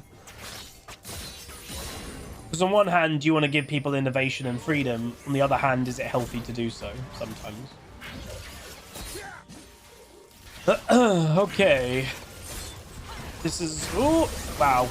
Instant pick on who is that? Ashe. Let's get rid of the Ashe. No Ashe arrow. May seem like a weird target to focus. Orianna ultimate whiffs. No one hits. Oy, that's a big part of your strength. Right, now Gen.G. So Zach's going to go back. He's got teleport to get back over. And now they're just going to walk together. Number advantage for Gen.G. Maybe another hook. There it is. Zinol, Yone over the top. Varus goes down to Callista. And good game, well played. Camille gets one final kill. And there you go. So there's the Callista ult. Right at the end. Bonk. GG! So yeah, I think this is going to be a 3-0. Quadra kill. 27 kills in the MSI final on one champion. Okay. Better comp wins. True. Oh my... Alright, why are they doing this? Pentakill. They give a pentakill in an MSI final. One, that's amazing. And two, the morality boost that they get and the morality drop that BLG gets for next game is massive. But yeah, this is probably going to be just one big video. But if you guys are enjoying it, please do let me know by liking it, by commenting. And again, if you've got nothing to comment, by the way, just say hello or just let me know how you're doing. But yeah, we'll get into the next game. So I'll see you guys then. Goodbye. Welcome to potentially the final game. With how this series has been played so far, it wouldn't be surprising if it's the final game. Gen.G has won 2 bans. Aurelion, Corki, Lucian by BLG. So they're not banning the Callista. And by the way, 28 kills on that Callista is a world record for a MSI or World's highest kills for an individual champion in a game. So that's kind of big. Nautilus, Ari, and Talia. So the bans have been relatively the same every game. So like they're respecting their kind of like their pocket picks. heavily. They're going just Callista again, why not? They're respecting the pocket picks and they're keeping to that plan. Whoa, you take away the Ash. I mean, it didn't really work last game, but okay. Again, Callista Ash, you could say, doesn't really go. I would wager that would mean it's lethal tempo Callista. I don't think you'd pair a Callista doing Halo Blade's lethality. So obviously Senna's, you could just guess the next champion was going to be Tam Kench. Because obviously that's kind of what goes together. And guess what's going to be next? I'm going to say Xin Zhao. That's the only thing with this tournament. Oh, he went Nidalee. That's the denied Canyons Nidalee. There has to be. Why else would you do that? Oh my god. Dude. Oh, Lee Sin! Let's go! Early game, but Lee Sin's got more utility than a Lee. Wow. Nice. That's cool. Alright, bans. I think one of the teams has to ban Cassante. I think it would just be a smart ban. Zun on Nidalee is a 50-50. Okay. Teemo top. You won't see Teemo top lane. Way too weak. Alright, Camille's banned for her pick potential on immobile. Ashe, especially. To be fair, Lee's good against Camille because you just kick the Camille away, but whatever. Alright, bans continuing for BLG. What are they going to get rid of? Cassante, like I said, you have to get rid of it.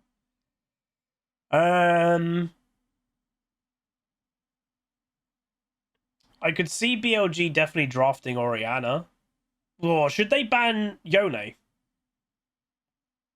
Should BLG ban Yone? Because Chovy is basically, well, he's had it both games, I think. So he wants to play his Yone, like, straight up. So would you ban or... Oh, you're banning Trist. Okay. That gets rid of, like, high-tempo mid laner early for BLG, who also scales great. Because obviously, Nidalee's all early game. Senna, Tam are mid to late game. So arguably, BLG need better scaling things, but that's what Tristana's so good at. She's early game and late game, one of the rare champions that are. So getting rid of the Trist is actually quite smart, because that would have fitted BLG's comp quite nicely of wanting early game pressure with the Nidalee, but then wanting to scale as well with the Senna. They didn't ban. They didn't ban. I saw their coach fella that was behind, he went up to the monitor to point. I think they were supposed to ban and didn't. Wow. Jesus. I wonder if they're going to claim, like, a bug or something. I don't think you can. I think they literally just mucked up. Damn. So, Hwei, who did get banned, so Chovy's going to be playing Hwei. Well, we say this. There is a world it could be Callista top. It could be Callista top, Ashe AD carry or support, and then something else bot lane.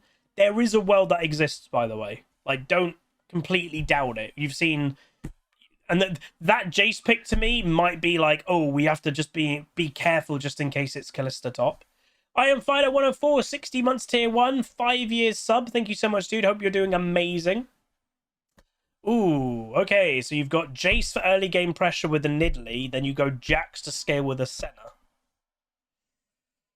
Okay. Let's see what the actual Gen.G comp's gonna be. Because, again, you could put Callista against Jax, which is the funny thing. You literally could. Yeah, not going to. I mean, they could, technically. It could be Ashe, Rumble bot lane, Callista top. It's not, but it could.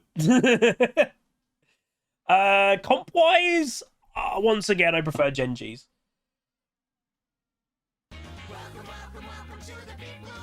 So, BLG have Nidalee and Jace that have to do arguably fairly well in the early game.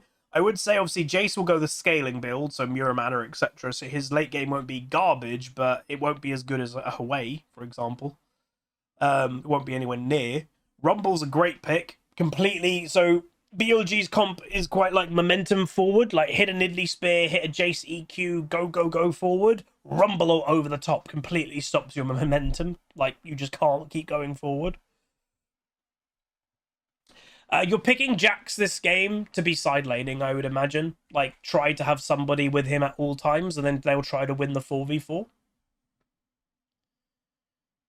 And again, that's the thing. They're nearly about to lose the whole series. Yeah, in Twitch chat, if they know a comfort pick, you know, if Bin is known for his Jax, sometimes that's what you've got to do. You know, oh, we're a bit tilted. We're losing 2-0. If we lose this game, we're out. When we lose, we'll go on your best pick. Go on the thing that you're like, that is my boy. And if Jax is his boy, then there you go. So we'll see. Again, I'd be surprised if Kalista goes Hail with an Ashe. The only thing that would make me think that they'll go Hail is that then Kalista still scales fine, but if you go Hail on Kalista, does that counter the early game of a Nidalee Jace? She has. Okay, it does. So they're doing Hail Blades, Ashe, and Kalista for early game bully. Okay. 30 seconds until minions spawn.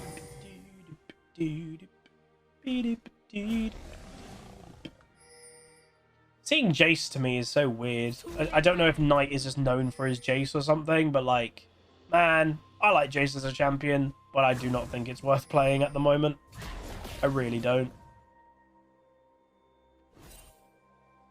It's only worth playing if you snowball like mad. Minions have spawned. Minions have spawned. Multiple targets engaged.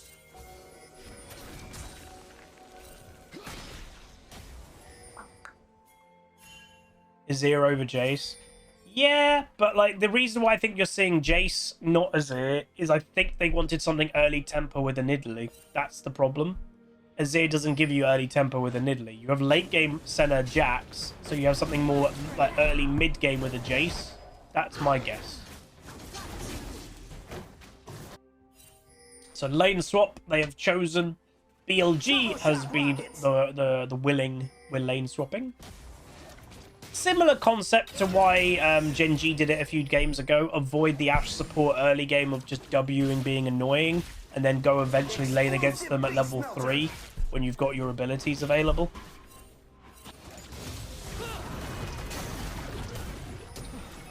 You never noticed before, but the champions on the left, have they flipped some of their faces to face each other? Yeah. Everyone, they're trying to make all the champions look towards. That's, again, like my camera. I flipped it to look in this direction towards the middle of the screen rather than looking away.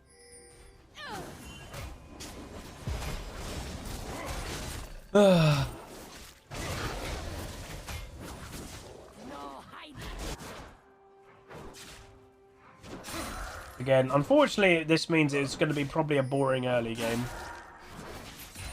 So the only thing is whoever goes top lane, and this is why Rumble's probably refusing to go there, when it's a Jax, Nidalee, Senna, Tam, that's an easy 4-man tower dive. Like, someone will die.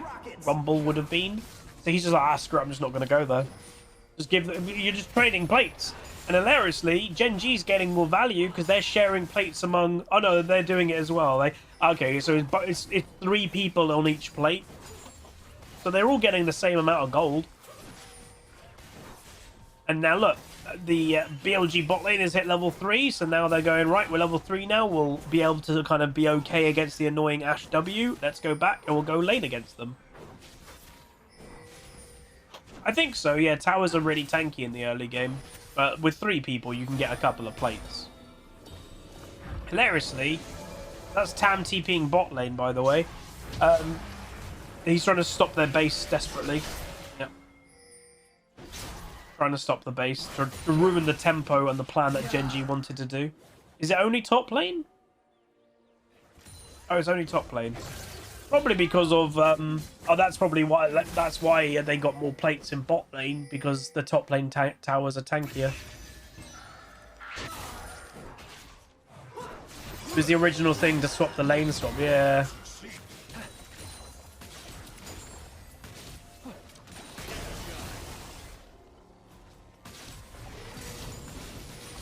Can you see the gold diff? Look at the top.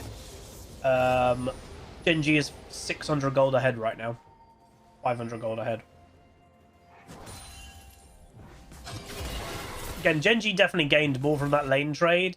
BLG was the ones that wanted it because they just didn't want their Senna Tam laning against a level 1 to 3 Kalista Ashe. Oh, that's a mistake. Nidalee coming, get an early game champion. What can you do? Commit for the kill. Doesn't do the damage. That's what you're going to do when you have a Nidalee. That's a nice little kill. That's the first really big thing that BLG has done in the early game better than Gen.G on the whole series. And remember, it's early game Kalista going lethality, so like her having a bad early game, that does matter. And now you could even potentially tower dive this Ashe. They probably won't, but they could. Alright, nice Ashe arrow to spot the Nidalee. Oh, Lee Sin's doing dragons. So Gen.G outscales, by the way. I would say they outscale. Away is so powerful. Rumble is so powerful. Kalista, yeah, it's lethality, so not like late game with on hit, but she's still strong. I would put her in near enough equal footing as a Senna, more or less. Like, Senna probably has a bit more strength. But Senna's also going to take a lot longer to get there because she's doing, you know, fasting Senna. Nice dragon kill, though. So Tam AD carry, so it's called fasting Senna.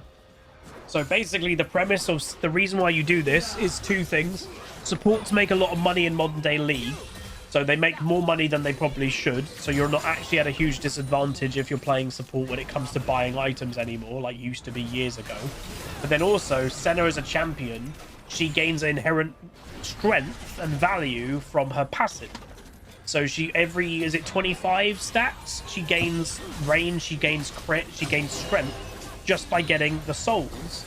And she can get them as a support, and she can get them as an AD carry. It doesn't really matter. So you can combine it with something else that is a scaling, you know, Tahm Kench is, you know, strong champion in his own right. So, and so you combine it with a Tahm Kench because he's strong in his own right to farm and scale, but he also is a really good saving tool for Senna. Not anymore, Ashes. They actually evened up Senna's percentage on farming and not farming. I think both are 8.5% right now. So historically they've changed the percentages of where Senna gets, you know, more value, or does she get more value from my steal if he lives? Does she get more value if, you know, if she last hits a minion? It's a 2% value to drop a soul. If she just is around for it as a support, she doesn't kill it, so her AD carry does, she gets 8%. But yeah, fairly recently they evened up the percentages to literally make it even, so she can both AD carry and support and get equal value of her passive.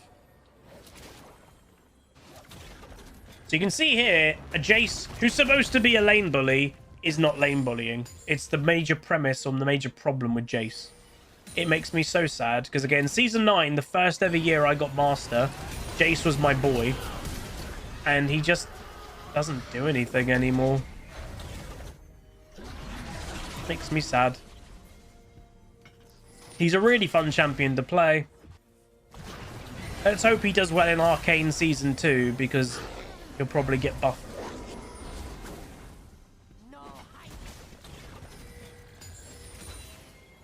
He's staying? He doesn't have TP, you see, so he probably wants to stay. Really bad Rumble ult. Flash for flash. Lee Sin, can he get there? Yep. There you go. Very nice. Very messy in top lane. Bad Rumble ult. They both flash really early in top lane. And Lee Sin goes to the flash just to secure the kill, because again, there's nothing else for the enemy team to gain. You know, when usually, oh, you get a kill top lane, do something bot. They can't. There's no dragon. It's a set of Tahm Kench. You're not going to kill anything in an early game with that lane. So that's one of those plays that BLG arguably can't really do much about. What they can maybe do is get Nidalee. If Nidalee just instantly goes ganks the Rumble, they probably wouldn't expect that. And that could even it kind of back up in terms of pressure in top lane. And remember, Rumble has no flash. Jax has no flash, but Jax has more mobility than Rumble. So Nidalee is committing a lot of time to this, which again, for an early game champion, you don't normally just be standing in a bush for 30 seconds. And she based, well.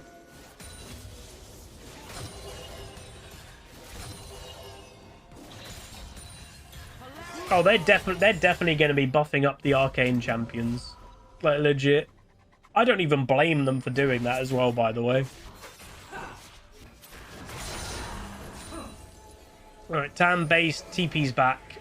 He's by his Larry, and that doesn't really disincentivize them getting this plate at all. I don't think Senna should have based there. Explosive base melter. My god, Nidlee's back to top lane after basing. They are desperate to get this play, but you can see Rumble thinks this is happening. Because she's committed so much time and not done anything in it.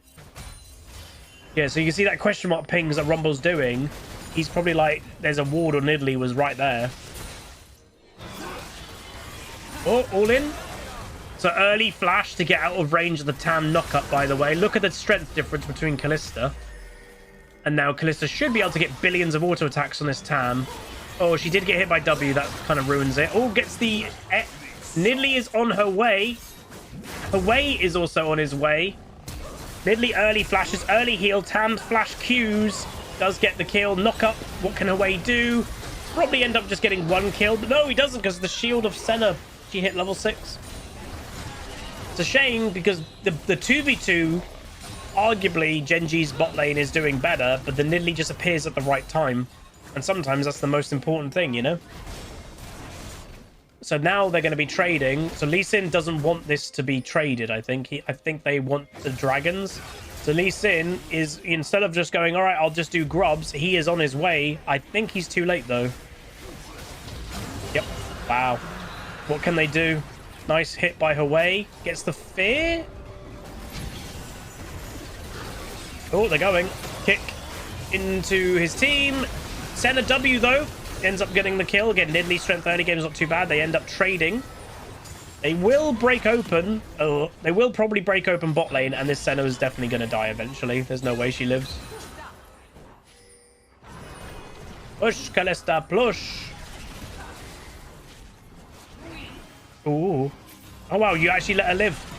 Damn, that's a mistake by Gen.G. They get the tower, which is a lot of gold, but still. That evens up the dragons.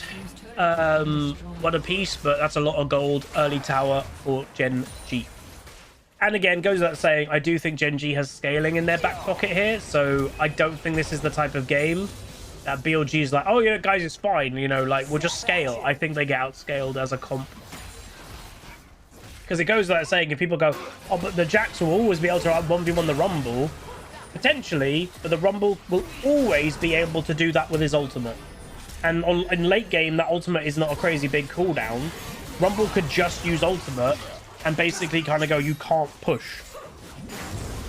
So, yeah. Yeah, this Nidlee just appears at the right time. It's a shame Lee Sin was the other side of the map. Again, probably should have respected... Probably should have respected the fact that Dragon had spawned, and that naturally would want the Nidlee, would make the Nidlee kind of go to bot side, probably. Especially it being an Infernal.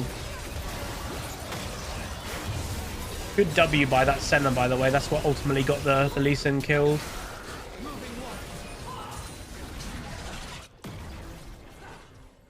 Do do do do do. Do do do do do. I don't love the Ashe support pick with the Kalista, by the way. I think they picked it more to deny, but still don't like it. Oh, what are you doing? You can't be hard forcing this much, can you? Oh, yes, you can. Jace has no flash from... Oh, no, he does have flash. Ash arrow. That was a weird play, man. Now you're on the back foot because now you're 4v2.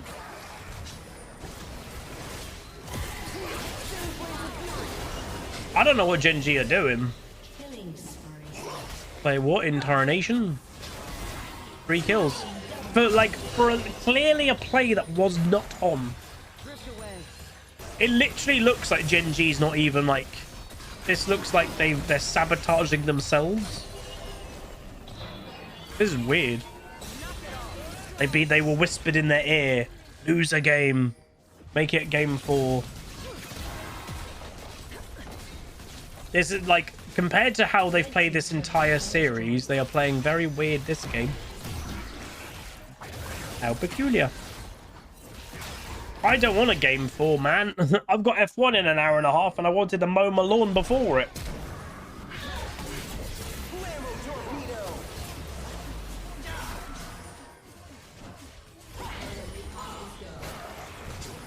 Why, Gen.G? Why?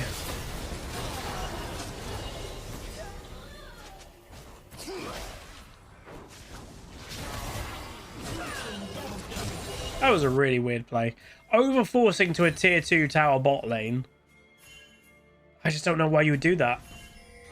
Unless they did think Jace didn't have flash. That's my only thought. If they thought Jace didn't have flash, which I kind of thought he did, that's the only thing, because then they would have killed Jace straight away.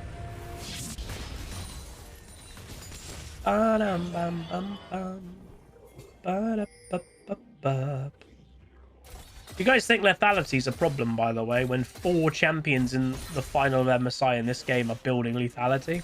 It's kind of like lethality is really strong.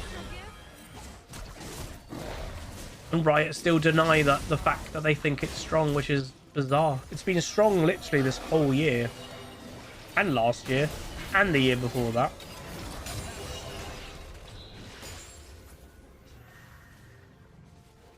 I just don't know why the lethality items are so cheap. They give a lot of good stats, but they're always just so cheap.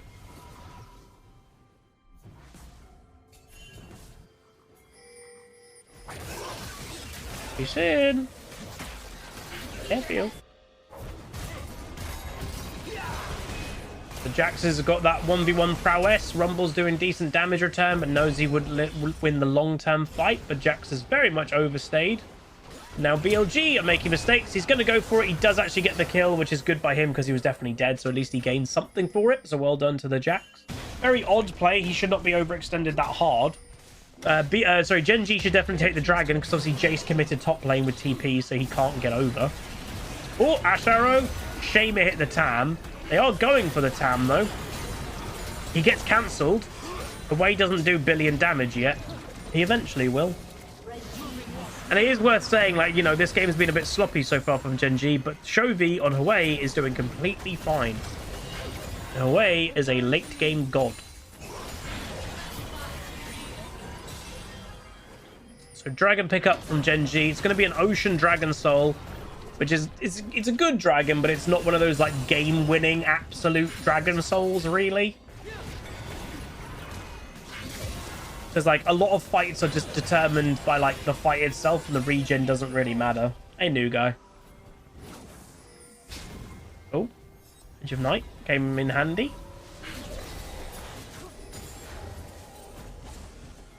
You can definitely tell Gen.G want this middle tower. It opens up the map when you kill mid tower. She must be basing because she's run out of wards in inventory, I'd imagine.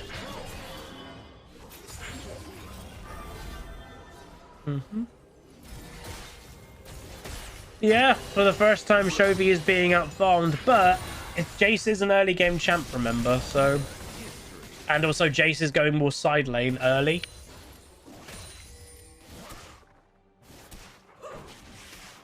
So 4-0 Nidalee is the major strength right now, you could say, of BLG, but obviously Nidalee massively falls off.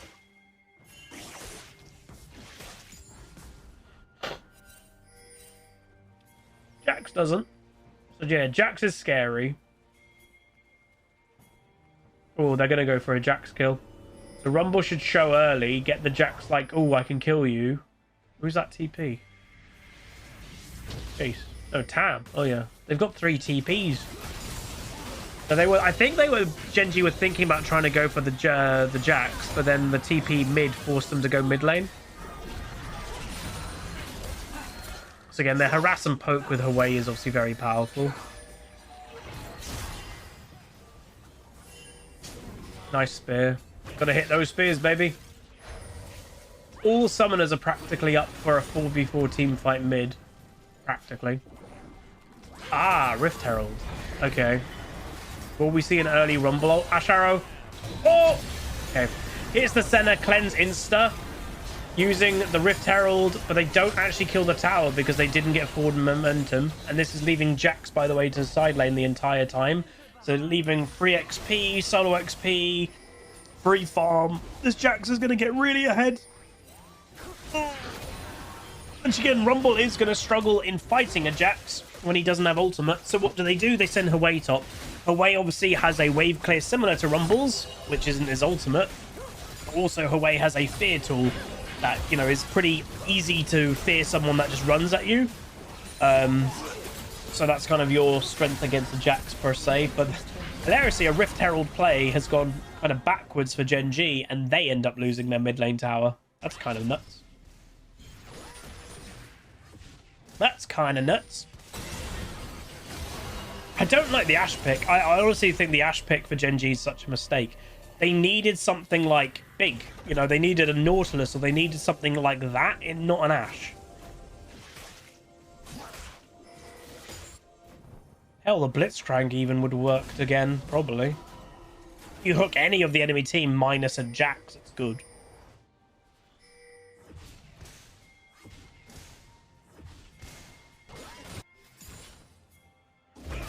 Oh. They want that mid lane tower. They don't want that up anymore, especially that the enemy team has taken your mid lane tower. You need to even up that pressure. And they are being denied. Yep, they are being denied it. Jax is now bot lane, by the way. Dragon coming up soon. 47 seconds, top right timer.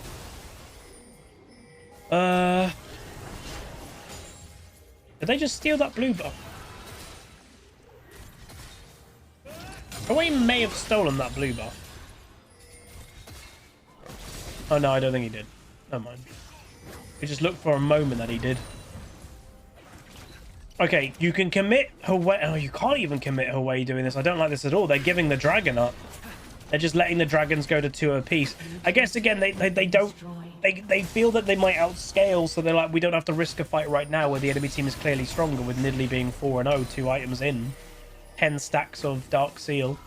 That hit. Ashe Arrow. Nice hit. Way too slow. Again, the reason why there was no follow-up even from Canyon there, by the way, is because Tam Kench was right there. Like, he could legit... they have to take this fight. You've got momentum. You've got momentum. You've got momentum. Go, go, go, go, go, go, go, go, go. Burn, burn, burn, burn. That was really bad by Tam. Now you get to do Dragon. This is actually quite a big mistake. Jace by his Larry gets slowed by Ashe. Has to use Flash. He's still going to get killed. Oh, that W missed by Ashe. Never mind. I think the Nidalee has to go for this steal. Obviously, it looks like a solo queue game with this Jax not really getting involved, which is quite funny. He has a teleport angle, which he's using. Gen.G need to kill this dragon quick before Jax can get there. Calistro early. They engage over to the Senna. They flash and everything. They're just going to take the fight to the Senna, which basically screws with what Gen.G wanted to do. Nidalee goes for an all-in, gets the Ashe support. Now a TP from Tam, who has spawned, comes in, and Gen.G will very quickly finish the dragon. Very sloppy game. Very sloppy game. I think you could go for that. Yeah, I was going to say, you can go for that. Lee Sin going for his DPS. Doesn't get the kill. Oh, the spear hit. Oh, he had ultimate. Not big enough, though. Doubt that's even going to be a kill. Also gets eaten. That's some spicy chili that Tam Kench has just eaten. And then Rumble on walkies walks straight into a Senna that has now spawned. What? Did he get the kill? Oh. Dude, I swear, Gen.G are just making really bad plays. And that's going to be now Baron for BLG. Like, it doesn't even, like, I don't know, maybe it's me. It doesn't even look like BLG is playing better than they have been. It just looks like Gen.G is, like, making really dumb decisions that they've not made this entire series. I don't really care who wins. I've got no rooster in this fight.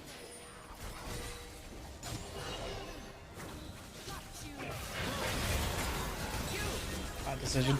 If they've got the confidence to be that tier 2 top lane, there's more people in your jungle. You think they came into this game overconfident? I don't even know. Just really weird decisions that they've been making that don't literally make sense. Red team's turret has been destroyed. Did they get the gold for that? They may have.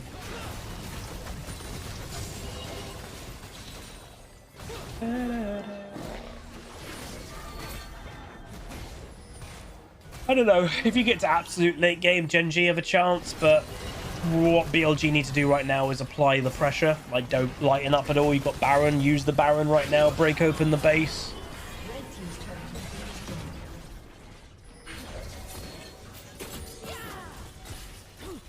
been destroyed.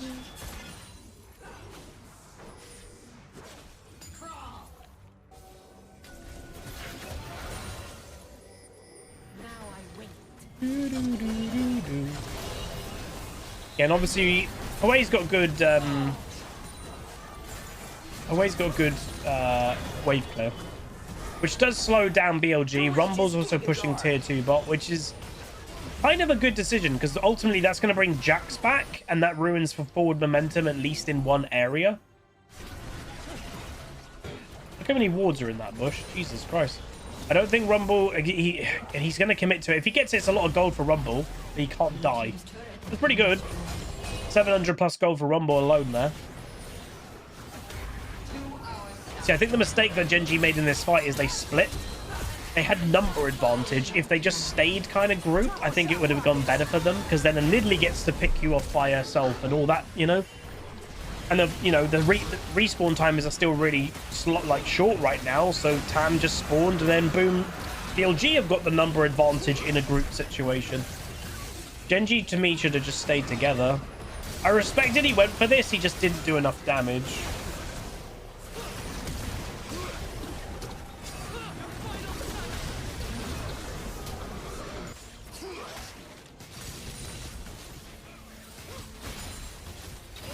Yeah, I might not have time to mow my lawn before the F1 race, which is bad.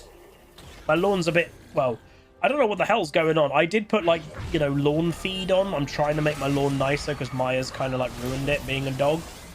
It is growing way too fast. Like, realistically, if I want it at an okay length, I think at the moment I'd have to mow it every, like, 3 to 4 days. I can't do that, man. So I'm trying to mow it every weekend at the moment.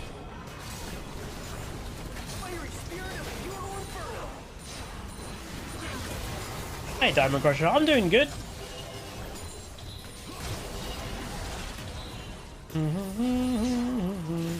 So Lee Sin's doing a smart thing by ruining... Again, you have to ruin any forward momentum, in essence. Damn it, Dad Yellow. No solid Swede. There is a TP behind opportunity that Gen.G have got in the bottom try. It's a bit deep though, and I don't know if you'd ever get to that area, really. Dragon fight. If Gen.G get the dragon, they get Dragon Soul. But the problem is, you don't really want to risk a game on an Ocean Dragon Soul. It's not that important. As I said earlier, the Ocean Dragon Soul isn't really a Dragon Soul that will win you a game. Instant poke on Chovy. More poke on the Ashe. More poke on Chovy. Ashe Arrow on the Tam. That's not who you want to hit. But again, that's even Hawaii ult, by the way. By the Hawaii. Oh, ho, ho. That wasn't great. Cloud's good for momentum. I'd say Infernal for pure stats, obviously. Chem is also pretty good. That is obviously Dragon Denial. What Gen.G need to do, by the way, in my opinion, they need to get one pick.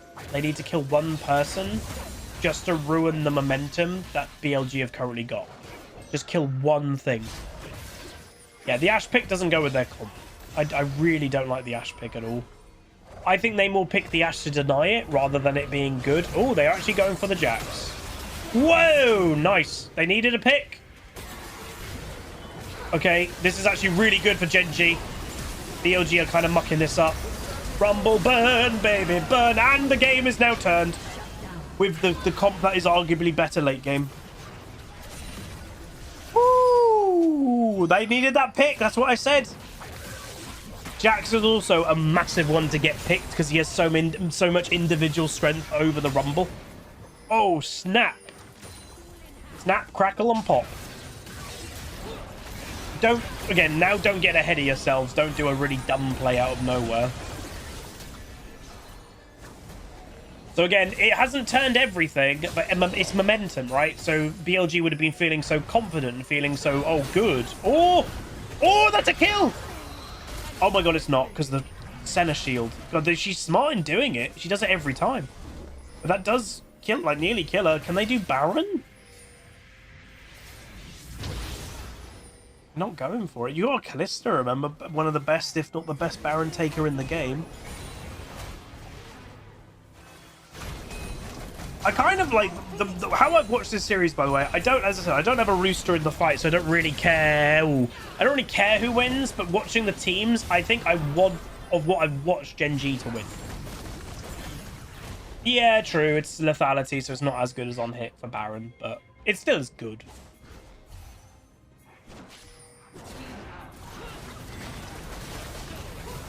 Ooh, that Jace damage. Nice. So we're in like proper mid game at the moment, so this is where like Jace is very good. 4 items complete. That's the thing though, like they needed a pick to just get momentum kind of evened. Will BLG now put themselves in a position to get pick? Probably not. I don't think they'll make that mistake again. Lee Sin's just casually farming. Not sure about that one, Chief. Diddly Spear does not get sped up, no. Knee's looking for a play. Ash Arrow. So if you just kill the Tam Kench, by the way, it kind of ruins a lot of what they, the Tam Kench. Oh, Lee Sin could actually do a big thing here. See, that's the thing. If you kill the Tam Kench, he can't eat and save somebody. Gen.G is starting to get momentum. Lee Sin did nothing that entire fight. They can't do Baron. There's no way. Ooh. Okay, well, there's been regen. It's one of those rare cases that a big team fight happened and nobody died. But Ocean Soul is actually useful. Oh, ho! Big damage! Okay, kill. Nice. Oh, Ash died. So did Tan. Oh, really bad Hawei ult.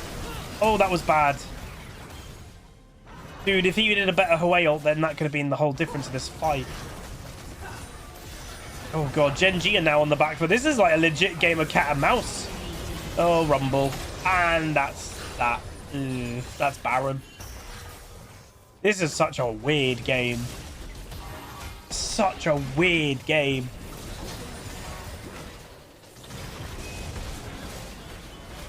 Oh. Alright, well, there you go. That's Baron for BLG. Yeah, Jace is doing well. He's got mid-game strength over Hawei and stuff. And again, this is the problem with Gen.G's random Ashe pick. If you had something tanky that stood in front of people, like, look, that's an Ashe support and a Hawei. If you just had a tank support standing in front of the Hawei, it's fine. You have an Ashe support. It's such a stupid pick for this comp. Doesn't make any sense why they drafted it. My only logical, like, why? They must have just wanted to deny it, but they beat it last game, so why do you care about it that much? That's what I don't get. Just don't understand Gen.G's draft. Their comp is good, minus the Ashe. Oh, nice, Nidalee.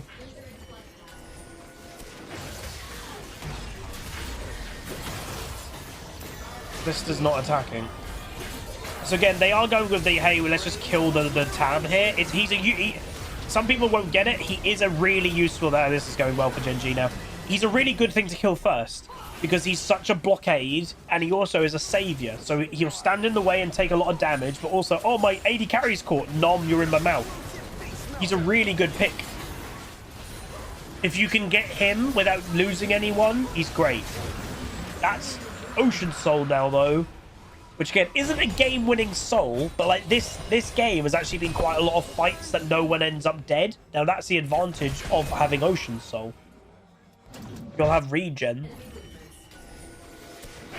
This Tam Kench is not respecting that he's actually a major pick opportunity and is the pick focus for Gen.G. He's not respecting it. Really good Rumble ult, by the way. Stops the forward momentum up there. Jace did not respect the TP as well. Gets feared into instant combo. That's really good for Gen.G. They are slowly getting this game back. And now that they've got Dragon Soul, that's quite big. That's quite big.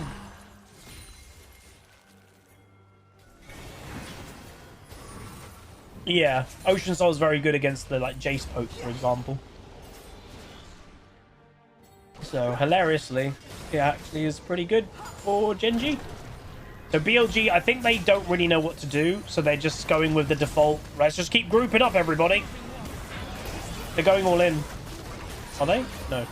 Thought Tam was about to W in. Thing is, though, look at the regen. So, like, they've got Chovy low. He's just going to regen. Oh, no way! Oh, although...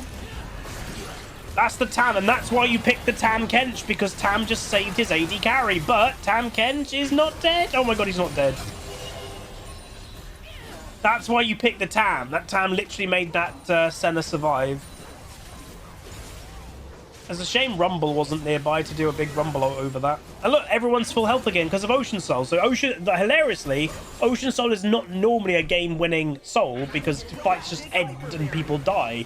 But because this is not that, pro play is a lot more slow, it's a lot more methodical, and like, you know, BLG have got Jace for poke. Look at that, he did so much poke. They're just going to regen. So hilariously, it's actually kind of a funny counter to the Jace. Could actually be the one soul that they really did not want the enemy team to have. That's funny.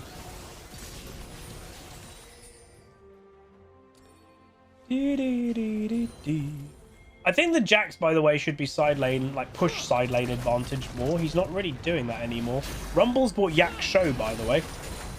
That is purely and simple. I've got enough damage with these two items for now, and I just need to do, like, I need to survive. Which is true. Rumble has TP, so if a fight breaks out, he can make his way over. The useful thing about having a Callista, because we've all been in those situations where I've got nothing to TP to. If your Callista at the beginning of a fight just presses her W, you can teleport on that. You can teleport on Callista's W. That scout thing right there.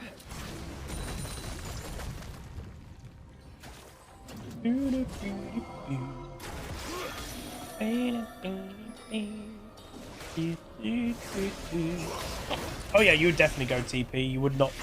You don't go anything but TP really in top lane in pro play, and even in mid lane you go TP as well. It's just not worth taking Ignite or anything like that because people don't play aggressive enough to even get killed to an Ignite. And yeah, lane swap meta. Oh, Ash Arrow!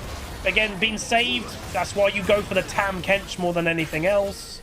It's such an irritating little pick. Oh, Tam Kench is an annoying champion. But again, you can see BLG, like, why are you having Jax here? I don't understand. Oh, bad Rumble ult again, though. They're going for the Tam. So they've just gone, just kill this stupid Tam Kench. So they end up surviving it. Jax is going in by his Larry. Remember, Ocean Soul, look at the regen that you're going to see within this fight, by the way. So Ocean Soul, if memory serves correct, it only activates when you've been in combat or nearly in combat in time. They're regenning. All the damage that BLG has just done is now being regened. Where, guess what? BLG's is not. So yeah, Gen.G is basically full health again. It could, again, hilariously, Ocean Soul might... Well, Ocean Soul has a lot better value in pro play than it does in solo queue. That's for certain. Here we go. Got to get the Tam.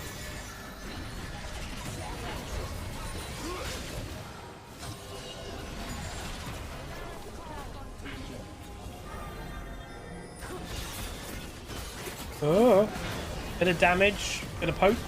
Oh, that Ash is so squishy. Again, look at the mana, by the way. The Nidalee's nearly running out of mana. Here we go. They got the Tam. Kill him. Nice. Oh, that rumble is so squishy, though. Look at the Jax damage. Oh, this is not free. This is a win for BLG, it looks like. Oh, again, Kalista has to keep attacking, but then Jax is a counter. Oh my god, this game's crazy. Blue team double kill. This game's crazy.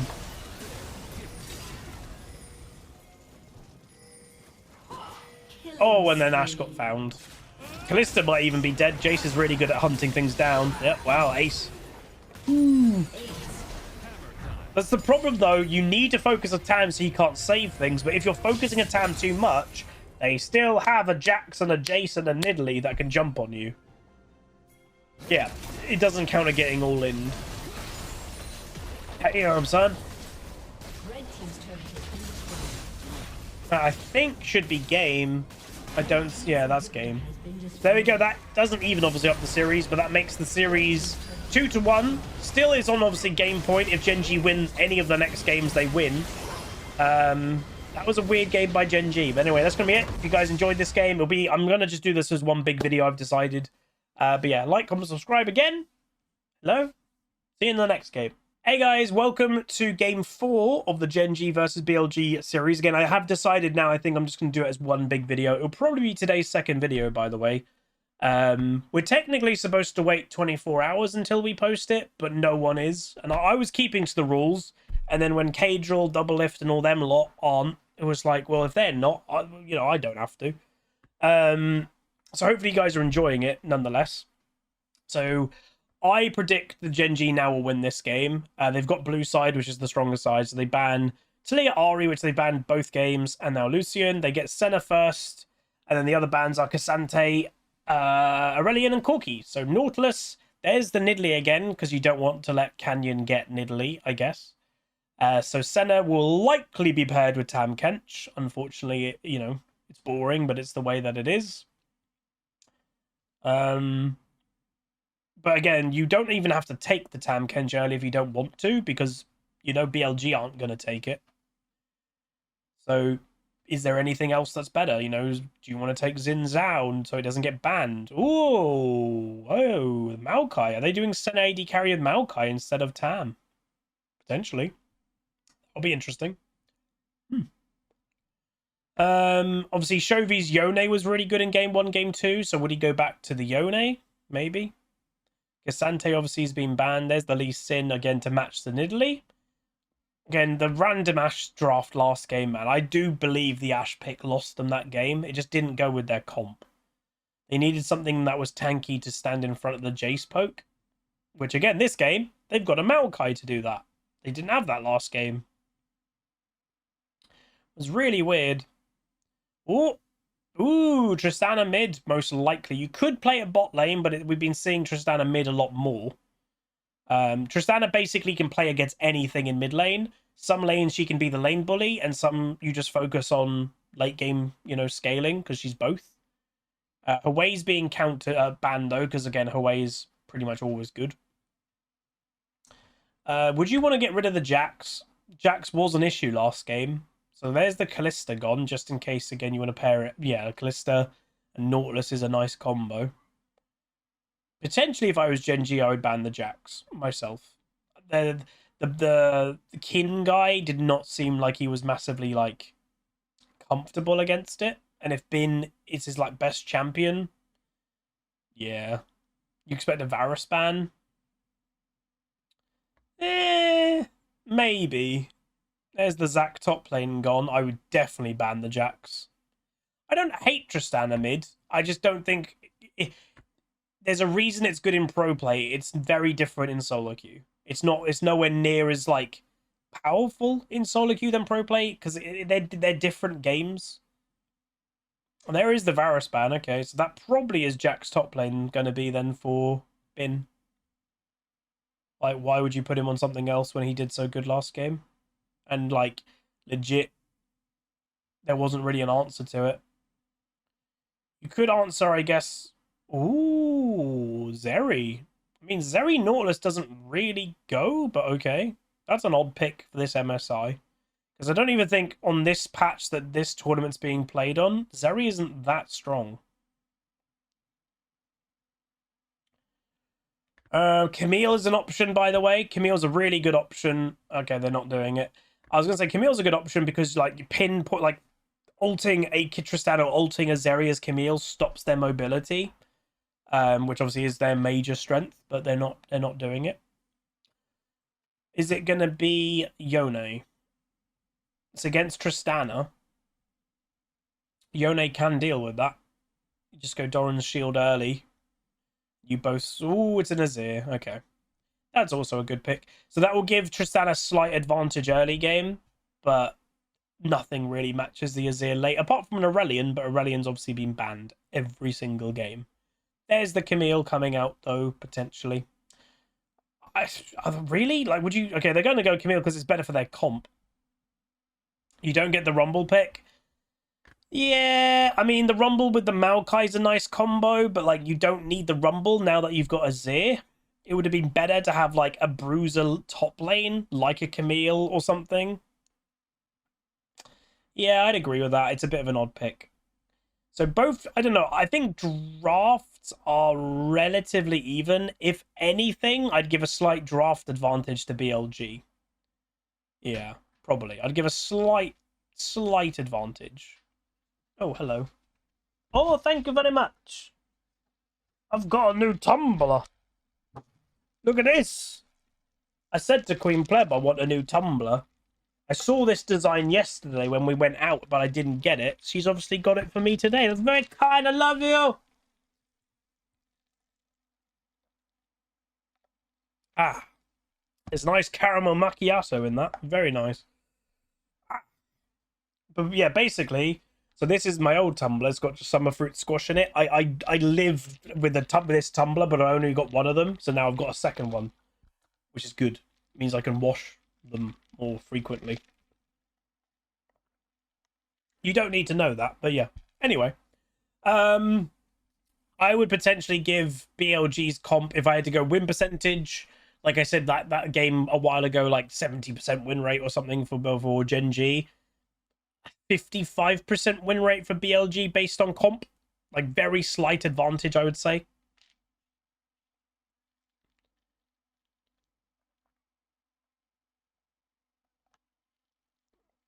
Oh, that's really good today.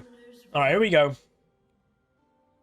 I also don't like the Rumble pick into Camille, personally. Rumble's also running Ghost, where Camille's running Flash. You're wondering, like, again, why do you not... So in solo queue, you see Camille's go TP Ignite. Why don't you see that in pro play? Because 1v1 kills are incredibly rare, and they're not playing for 1v1 kills. What this Camille is doing, and why she's running Flash, it's all about her being useful with ultimate. She's running Grasp of the Undying. She's not running Conqueror. All this Camille's job is, later, you know, she'll have some strength individually, but all she wants to do is E, Flash, Ultimate on something important. The Azir or the Senna. That's all her job is. By the way, so it's fasting Senna again in bot lane. Maokai is running TP this game. What weirds me out is they just played against how annoying that Tam Kench was last game. Why wouldn't you just play Tam Kench? Again, Camille goes all in on a Senna. Tam Kench eats the Senna. Saves her life. Maokai can't do that. Weird. Right, Hail of Blades Azir helps his early game a little bit, by the way. Just gives him that extra few attacks. Okay, lane swap has happened. Oh, really? I'm guessing that BLG predicted that Gen.G wanted a lane swap, by the way. I don't see why BLG wouldn't want to lane 1v1, 2v2. Camille is good against Rumble. How peculiar. And the early game prowess of a Tristana. Very weird.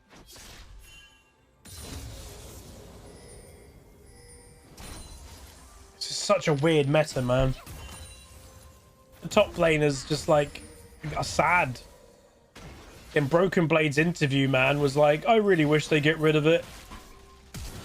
Oh, flash. Don't do it. Don't do it. Canyon, don't do it. All right, more plates. So again, advantage Gen.G for plates, remember, because our top lane is tanky early when bot lane is not. So it's easier to kill bot plates and bot tower in the first 5 than it is top lane. So look at the tower health difference, by the way. It's huge. What the hell is going on? I legit feel so sorry for top laners at the moment in pro play. The game is not very fun for them. Wait, what? I swear Nautilus flashed earlier, I heard. I heard 2 flashes around that wolf. Lee Sin's was a flash. Oh, was it Hex Flash? It might have been Hex Flash by Nautilus.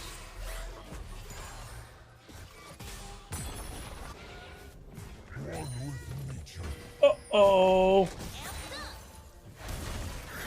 Again, Maokai's got W, though. W gets the reset. Yeah, yeah. Oh, he gets first blood. You don't tower dive a Maokai. He's got W. You can't hit him, and it resets aggro completely. Oh, my days. That was terrible. Nautilus, of all people, to like, Nautilus is the one you want to tank it, but he was level 1. Dude, that's so funny. Look, that tower's nearly dead. Advantage Gen.G. What a terrible dive. So again, like here. Oh, we get him, And then he W's the Nautilus, who has Hex Flash, so he can't flash away. And just dies to 2 tower hits.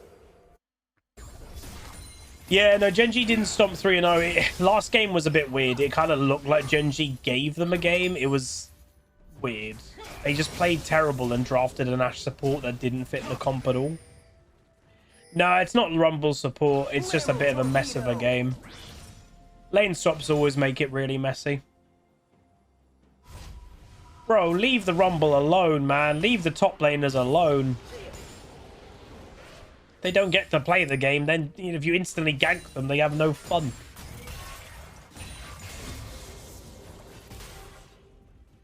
Leave the top laners alone. Did he put that control ward down to get the attack move to hit the control ward instead of the Azir? Kind of looked like it.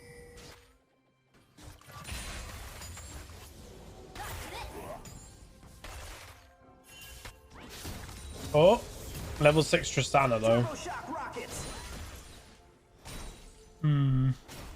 Again, Trist practically has a free early game against any matchup in mid lane in current meta. You can't really do anything as a typical mage against it. The BLG trying to use that early game. Again, Tristana obviously is such a... What button do I have in my attack move? A, which is default.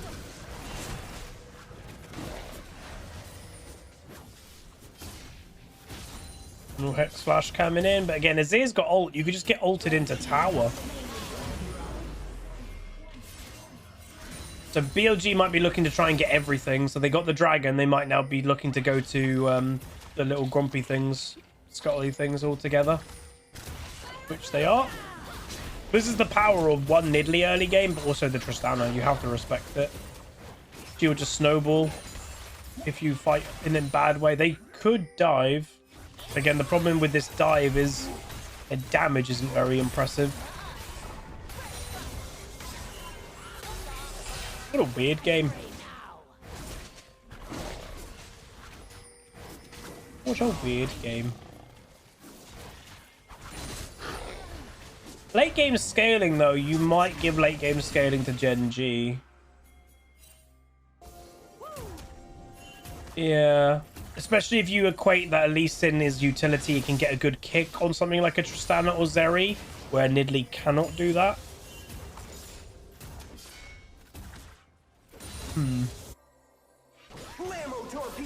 Yeah, no, I have definitely felt sorry for the top laners of this tournament. It's not been a fun tournament for top laners at all. But again, whenever lane swap meta and stuff happens, usually the lane that gets screwed the most is top. Historically, it always has been.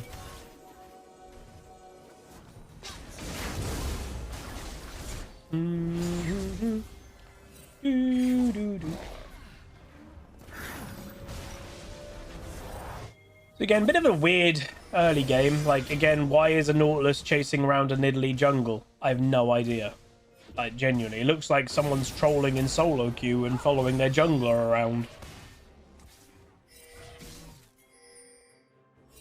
The funny thing with Senna, by the way, she can float between Rumble or Maokai. Because in essence, think of the Maokai as a Maokai top and think of the Rumble as a Rumble top. The Senna is just supporting. It doesn't matter who she supports. She's still getting kill credit for her support items. She's still going to get soul drop. That was Zerial. Just to literally clear the wave. Trying to protect the tower as much as she can. If you're wondering why did they do that, delaying the Camille base, basically disrupting any plan that they've got. Whenever you're wanting to go back, you have a plan in mind. I want to do this, I want to do that. You're disrupting it. It's just it's hurting the flow of what the Bin, the top laner, would want to be doing. Especially if you feel like you don't need the Rumble ultimate. You know, Dragon's not up. But there's no big thing to use the ultimate for. And again, Nautilus can kind of, again, support whoever he wants to. Wait, what? Yeah. Ooh. No, yeah, they do. Gen.G has a support item. It's the item left of her tier 2 boots.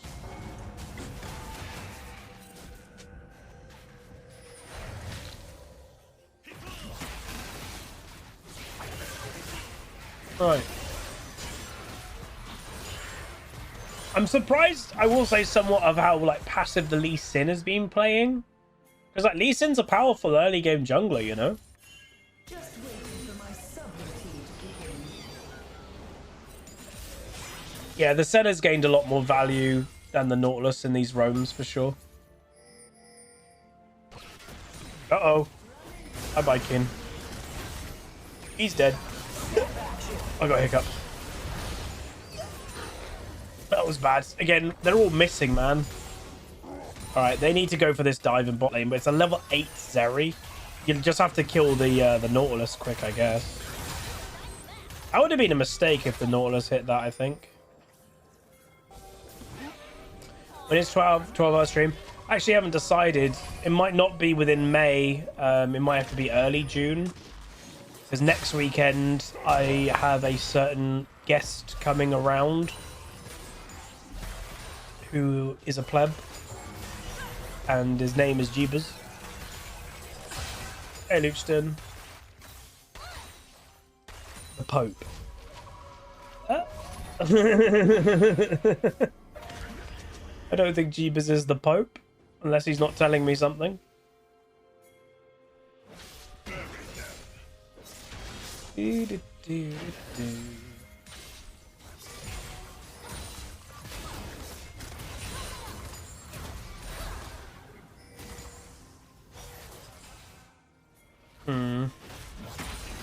They'll level up the grubs, which is, well, they might not even it up. Nautilus is trying to come over, but again, luckily, Gen.G's bot lane, TP, yeah, they're 5-manning it, so they're hard forcing.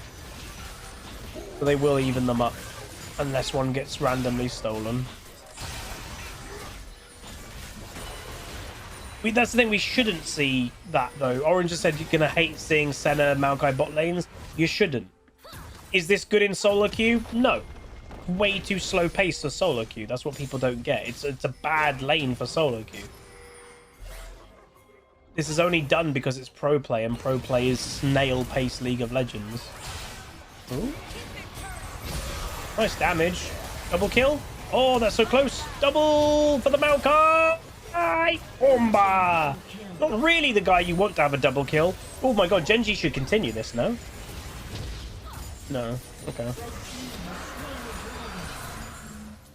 Well, you might see it in gold, but then people will probably very quickly go, wait, this is actually really bad. Some duo queues may play it, but again, it's still, you're not, even as a duo queue, you're not using your advantage of communication over it because it's too slow. You're much better playing something aggressive. Have I ever gotten in the mood for a certain champion after watching him pro play? Not really. Like, Xin Zhao, I would say, like this tournament, it's made me at least think of the champion, where before I wouldn't have even thought of the champion. But again, it practically is a different game. Legit, it's a different game than solo queue is pro play. Camille might like try to make that tower die, by the way. She's not going to like forcefully kill all the minions because it's... Oh, it's not dead. You want the tower to die with no enemy around because then you're denying the tower gold. She should have let that die.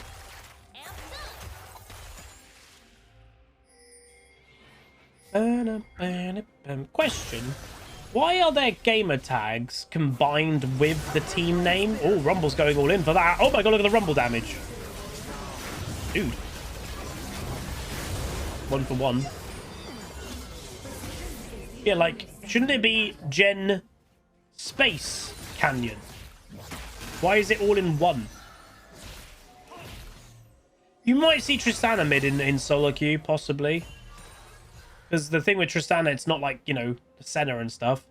Trist is fast paced. She's both early game and late game, so that kind of works. Oh, they're doing a pincer. Camille just stayed in that bush the entire time. Okay, the Ents are going to war. Look at that Camille damage. Like, what the hell? Camille does so much damage. It's cray. Crazy champion. True damage. It's the benefit of true damage. I still think they should get rid of true damage. It's so hard to balance.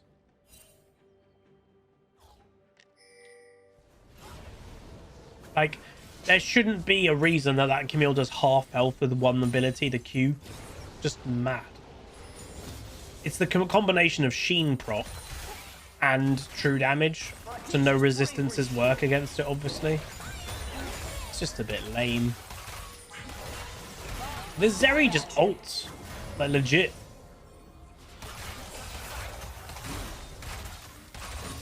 So Rift Herald is up, and they've just bullied them away. They might be trying to steal the blue. Wait, Nidalee got that. Yep. Nidalee stole the blue, and now they're going for Rift. I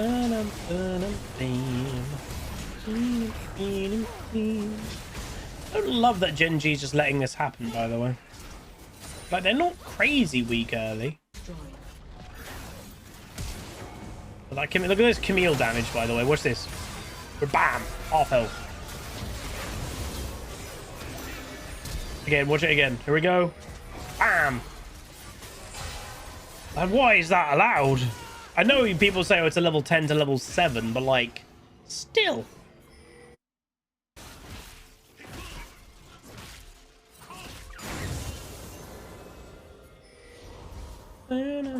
Yeah, they love true damage in League of Legends. Again, Riot, I'm going to say it, they hate actual tanking. They hate, like, tanks. They love damage. That is Riot's favorite thing in the world, is damage. They will do everything in their power to make damage strong. And again, any tanks that actually are useful, they all do damage. That's the point. It's not the fact that they're tanky. No, they do damage.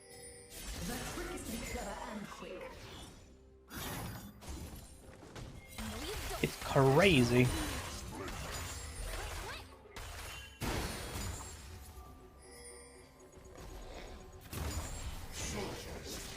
Oh, careful, Chovy.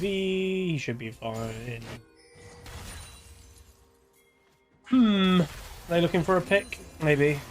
You'll have to do it on the Nautilus, though. The Nautilus being level 6 is really weak. Uh-oh. That's a dead Senna if they keep going forward. There we go. Oh, Senna went for a different target. This is not good for Gen.G, man. They're going to get some trade back, though. Chovy eventually TP'd in. It's a 1 for 1. Both supports technically dead, but then Gen.G end up with Dragon. Okay, that's not too bad. That went a lot better for Gen.G than I thought it was going to. Chovy didn't even use his ultimate then, too. Oh, it's an Infernal Soul map. Okay. I hope we don't go to Game 5. Like, the first few games in this series, it looked like Gen.G was just going to absolutely stomp I think Gen.G potentially have this game. Like, wait for the Azir to eventually just start popping off. Like, he's not there yet. Wait for his second item, yeah, Leandry. Nidalee also hasn't popped off as much this game as she did last. I want to watch F1 in 30. That's why I want this series to end, is F1 is literally in 30 minutes, yeah. And obviously everyone knows my favorite thing is F1. I like F1 a lot. And this race could actually be quite competitive, so we'll see. Good Rumble ult. Yeah, that was a really nice Rumble ult. It stops the Zeri moving forward completely. Oscar's 3 grid pen, I mean, he had to have it. That's just standard for blocking, and he blocked Magnussen really badly. But it also, Max only got pole because he got a massive toe from Hulk. So again, this is why this race could be a bit interesting. One of the McLarens would have been on pole if Max didn't get that toe.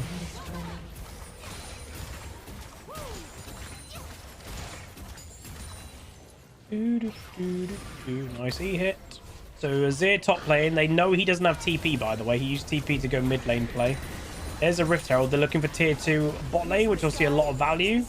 Azir getting some value for himself, though, from a tier 1 top. But they do end up killing the tier 2 bot with the Rift.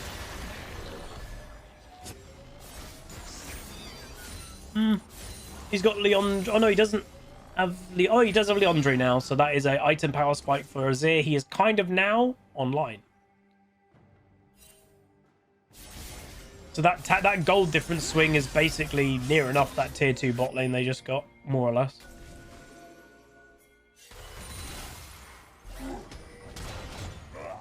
More or less. There's Mr. Baron. Mrs. Baron. Baron? Alright, what's the plan, Batman? To group up with now a double item Azir? Maybe. And it's very powerful having Leandry Rumble and Leandry Azir. There's so much just like free damage. They don't have the speed for Baron though, so I don't know why they're around Baron. It's not like you can do it unless, well, the only chance you could do Baron is if you kill like 3 people or BLG.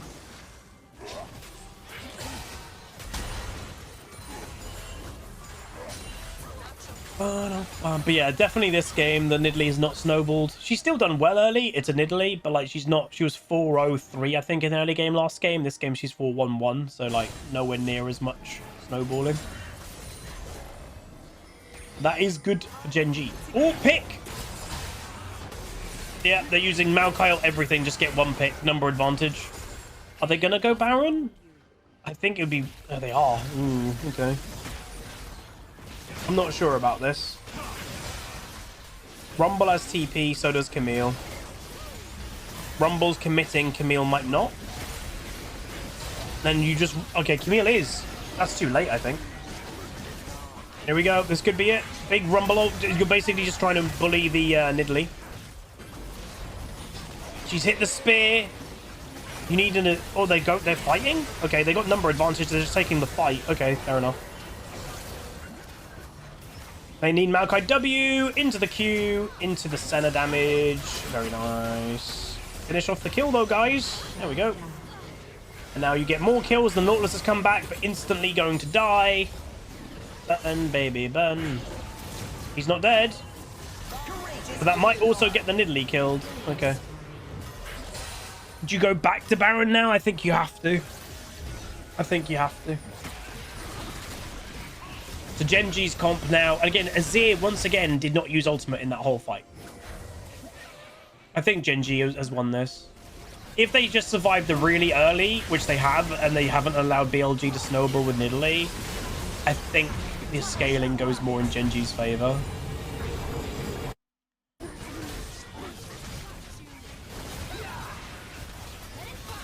Yeah, that wasn't good by the Zeri. She was so out of the fight. But when the actual fight kicked off here, where's Zeri? Look, watch now. Where's Zeri? Where's Zeri? Still not done anything. Still not done anything. She's still up above where we can see right now. This whole fight, Zeri has done nothing. Can't do that as an AD carry. You need to obviously have involvement. That was the first thing that Zeri did. She did 1 W. She still has not auto-attacked once.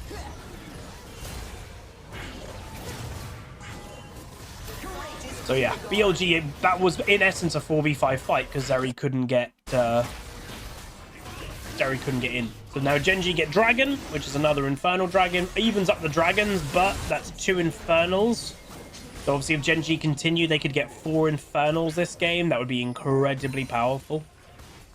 I think that would be 16% AD AP. That's a lot.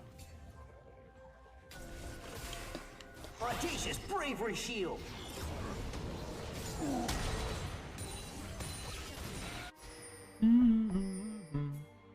You could go top lane for tier 2 tower. Use the Baron pressure of it. Because again, Gen.G are winning and Chovy has yet to really do anything. So wait till an Azir actually turns up to a fight. He hasn't used his ult.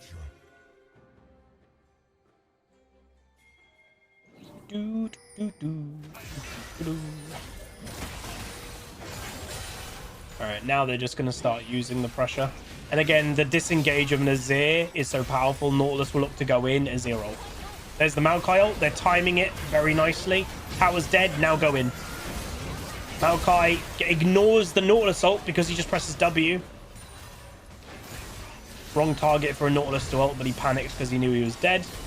Rumble basing to go match the Camille who's just split pushing because they can't stop them in a 5v5. So Camille's trying to do something. Rumble, I don't think he's got ult. Yeah, he doesn't have ult. But he's got fast AoE wave clear, and they again will be looking to end. So Rumble's got TP, by the way, so Rumble could meet them up again, but I don't think they're going to push now. I think it will be a bit too crazy for them just to push to win. Yeah, 270 farm in 24 minutes is insane. It's just crazy. But again, this is what you can do in pro play because it's so slow paced. You just farm for the first 15 minutes of the game, you know? That doesn't happen in solo queue. Blue team's turret has been destroyed. What stacks is the center on? 85. Okay, so she's not at 100 yet.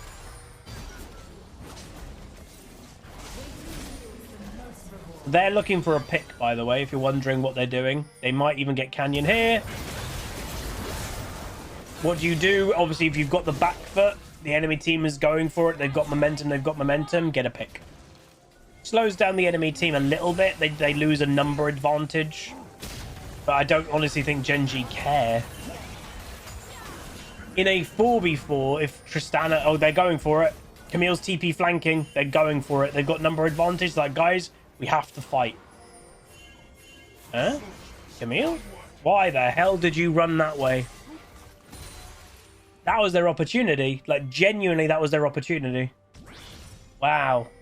They mucked that up.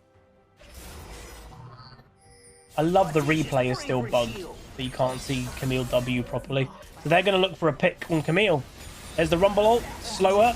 TP by Chovy. I think you just got a pick on our Lee Sin. We now get a pick on you. It completely puts now the ball back in Gen.G's court. Because now with the timing of killing the Camille, Lee Sin's back up.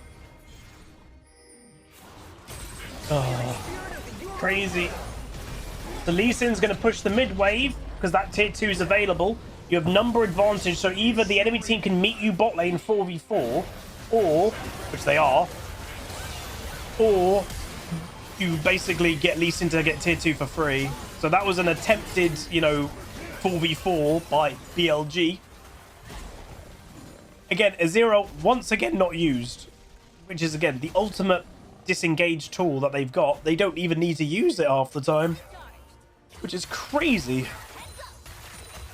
You think Zeri will have the lowest amount of damage this game? One of, yeah. She's not really doing anything.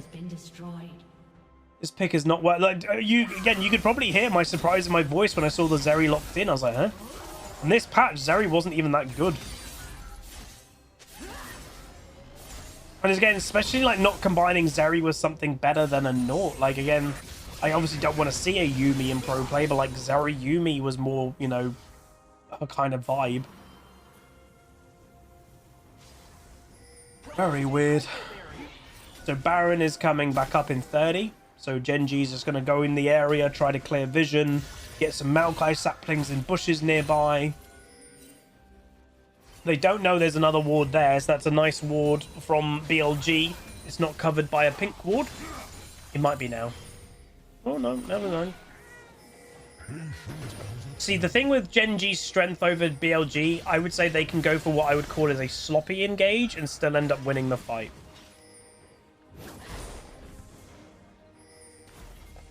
Dragon is also up, by the way. If I was Gen.G, I'd just go do Dragon. It's an Infernal. That'll give you 3 Infernal Dragons. You do have to be careful of BLG just going, right, let's just do Baron now. You've got to be slightly careful of that. So they're just getting the tier 2. Azir is doing the Dragon by himself. I want to, Pengu. It's 20 minutes. I'm hoping Gen.G win this game. There's Infernal. Camille once again split pushing. They might have to commit a teleport over there, stopping the Camille. There's the TP. TPing behind the Camille, which forces her to leave straight away. Where if you TP on the tower, it's less pressure. Oh, Nidalee. Takes quite a lot of damage. They need to maybe kill that Camille. Her side lane pressure is so strong.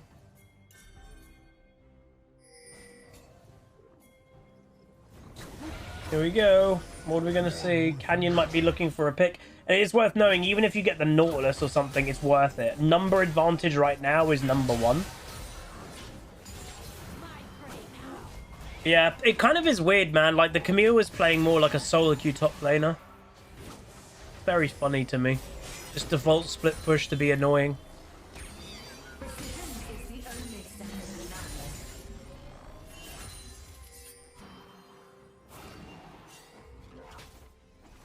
I don't want Gen.G to slow down their momentum, though. Again, they don't have to win now. They've got 3 Infernals. They're 1 Dragon off Infernal. So, like, they scale good.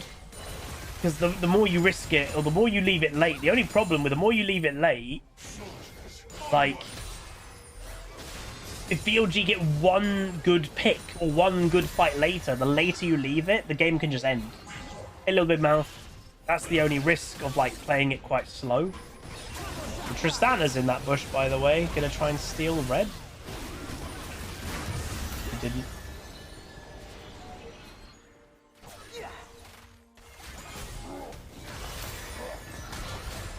Again, they're just wanting Camille to split push constantly, but that's not going to win you the game. It's delaying the game, but it's not making you win the game. And again, I'd argue that Gen.G's comp is better for scaling anyway. Okay, Baron has been started, by the way. They're trying to not make it obvious. They're 2-manning it. They've got to just now instant go do it all together, because look at bot lane. The Camille is split pushing like mad. You need to do this really quick, then go back straight away. Oh my god! That could be game. That genuinely could be game. They need to get back. Oh my god, the Baron steal. And that's why you don't risk random Barons as well. Oh my god, that just got them back in the game. Legit. That just got them back in the game. Is Camille split pushing though? I'll be honest, doing my head in. Oh.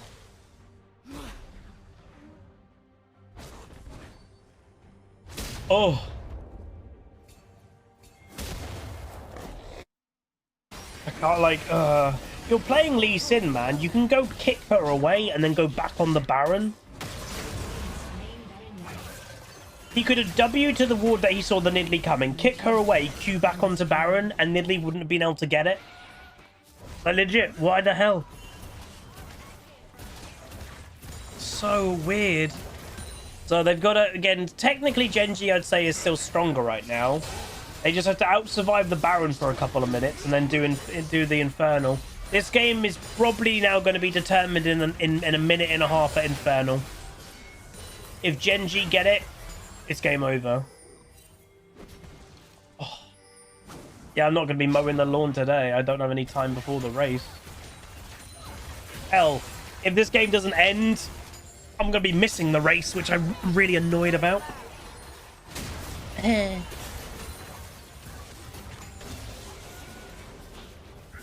Yeah, we got 17 minutes until the race starts. Come on, Gen.G! Gen.G, Gen.G. Oh, God. Alright, they're trying to use their Baron, by the way, if that's not obvious.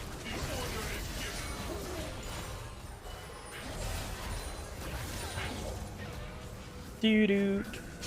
Do-do. How long do F1 races go on for? About an hour and a half. That's nice nightmares, eh, Mika? Blue team's turret has been destroyed. Alright, Dragon, 20 seconds, baby! Shovi does not have TP, so he needs to do this and head on over there. Here we go. This is going to be the game.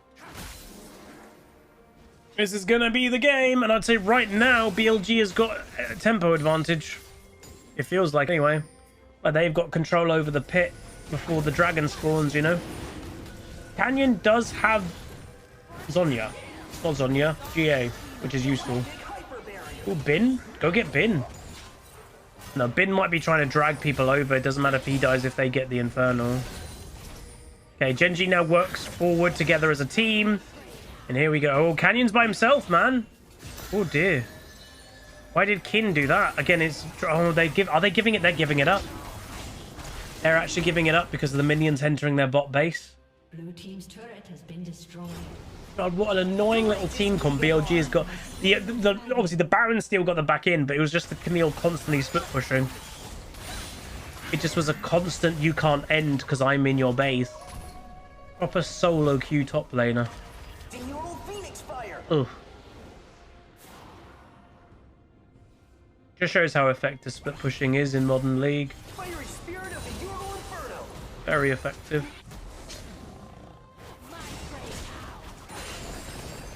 Did you have a good birthday yesterday, Mika? I just feel the next actual big team fight is going to be the game. It's just going to happen in the next couple minutes, just out of nowhere. It's like a bam, fight.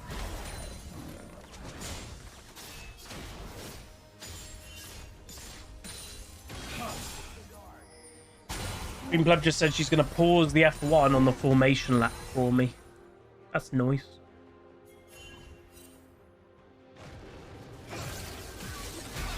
And again, I don't want to delay the F1 race, because if I delay the F1 race, then it's going to be picking Maya up later on. I don't want to be like too late tonight picking Maya up. Ah. Yeah, 400 CS Azir. And again, if you're wondering like, dude, how's he got 400 CS and he's not full build? It's because the kills are so low. Pretty much all their gold is from farm. Everyone's going to be near enough. Hilariously, like, level 18 Camille, level 18 Tristana, level 17 nearly level 18 Zeri, level 11 Nautilus. Like, it's crazy. So, Gen.G is actually down on levels, by the way, quite a lot. So, Rumble level 16 to level 18 Camille. Level 18 Azir, the only level 18 currently on Gen.G. Level 17 Zeri versus level 14 Senna. So yeah, Gen.G, you remember, there's quite a lot of strength just in champion level. Maokai should have flashed W'd that Triss just then. Oh, no, I mean, he should have, but Rumble also wasn't there, so that's why he didn't. We're about to see an engage. We're about to see an engage. Camille. Azir ult. That was a really aggressive Azir passive, but it's going to die straight away. Here we go. Maokai ult. Camille right now. Rumble ult needs to go over. Big Rumble. There's the Azir ult. He finally used his ultimate. Bin is yet to be in the fight. Senna W.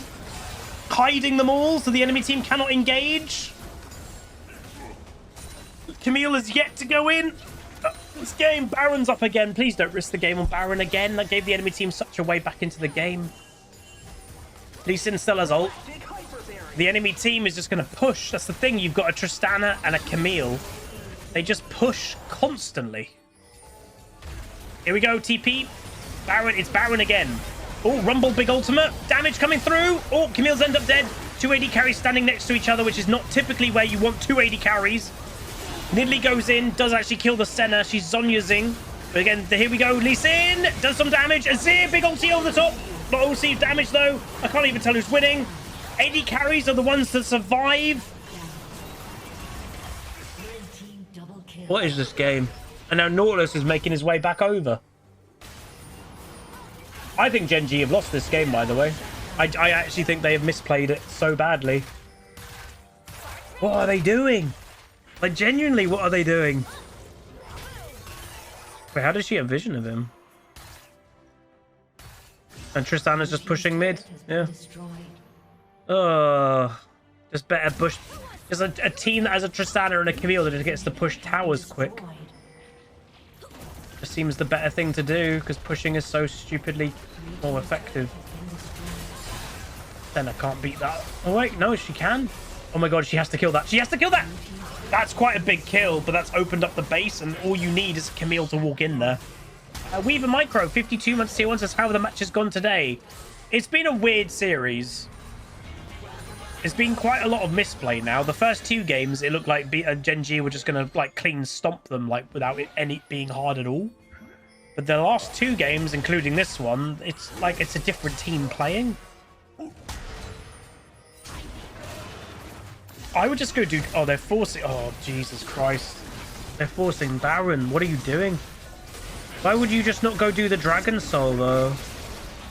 They're just getting hit by every single spear. It honestly looks like they're tilted. So, here's the fight. He's trying to stop, so... The Nautilus, if you're like, why the hell did Nautilus int then? Because he was trying to stop the Azir. But the Camille, this is actually quite bad, I would say, by the Camille. Like, she's not going to do that in a 2v1. So now what Gen.G have to go do, they have to go do Baron. Not Baron, Dragon. Go get the Dragon Soul. You've got 2 number advantage right now. Nidalee might go for the back door. Oh my god, she is. She's going to walk into an Azir, though. She ain't going to do that. Center roll. Boom! That might be game.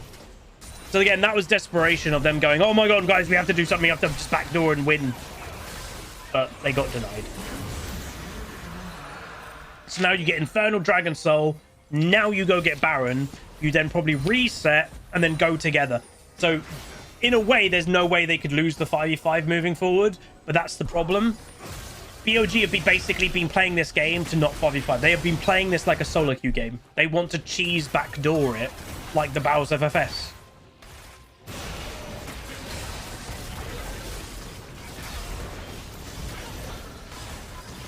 I mean, if Camille was left 1v1 versus Rumble, she could have ended. That's the point. She could have ended in that situation. But Azir TP'd back. Nautilus ran, basically inting to try and get to the Azir just to press R on him, but couldn't get there.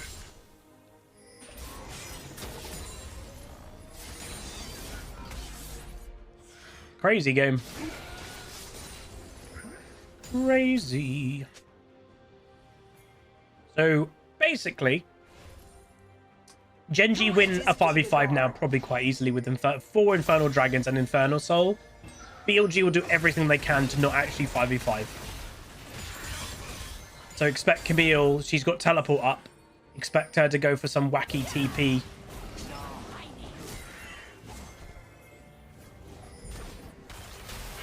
Bum, bum.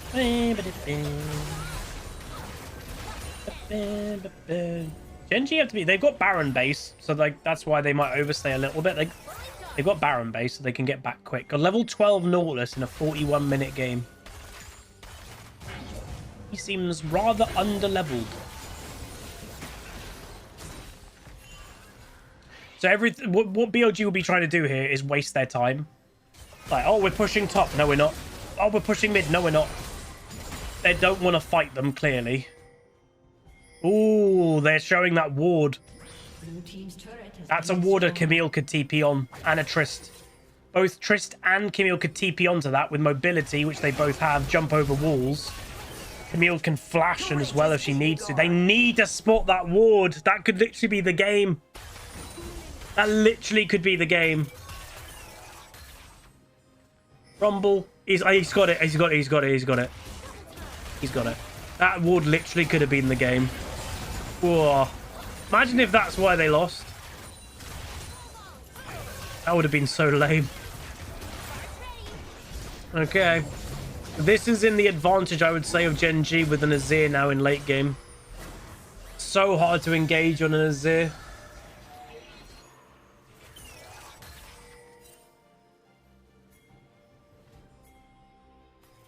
Here we go. So supers are pushing bot, by the way, so you do need to do something inevitably. So here we go. They're now just running in, just like a bull in a china shop. We're just going forward, which is good. Oh. Uh-oh. Okay, Maokai ult to disengage. That was a bit awkward because Rumble had already based. This game should be over. Burn, baby, burn. Just going for no. Feel my fury with your skin and face. When is this game going to be determined? Is it actually going to be determined at Elder Dragon in 2.5 minutes?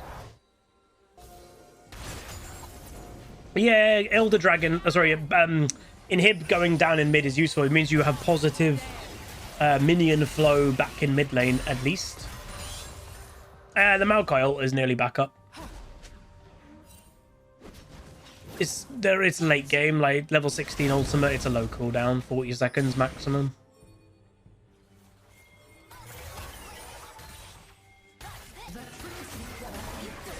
Maokai's ult is back up in 4 seconds. Yeah, Trailblazer and Lee Sin. Again, it's not about oh, damn. It's not about damage on this Lee Sin. It's about utility. It's about getting at the right place to do the right kick at the right time. Okay. All of Gen.G's inhibs are back up. Hey, Manny.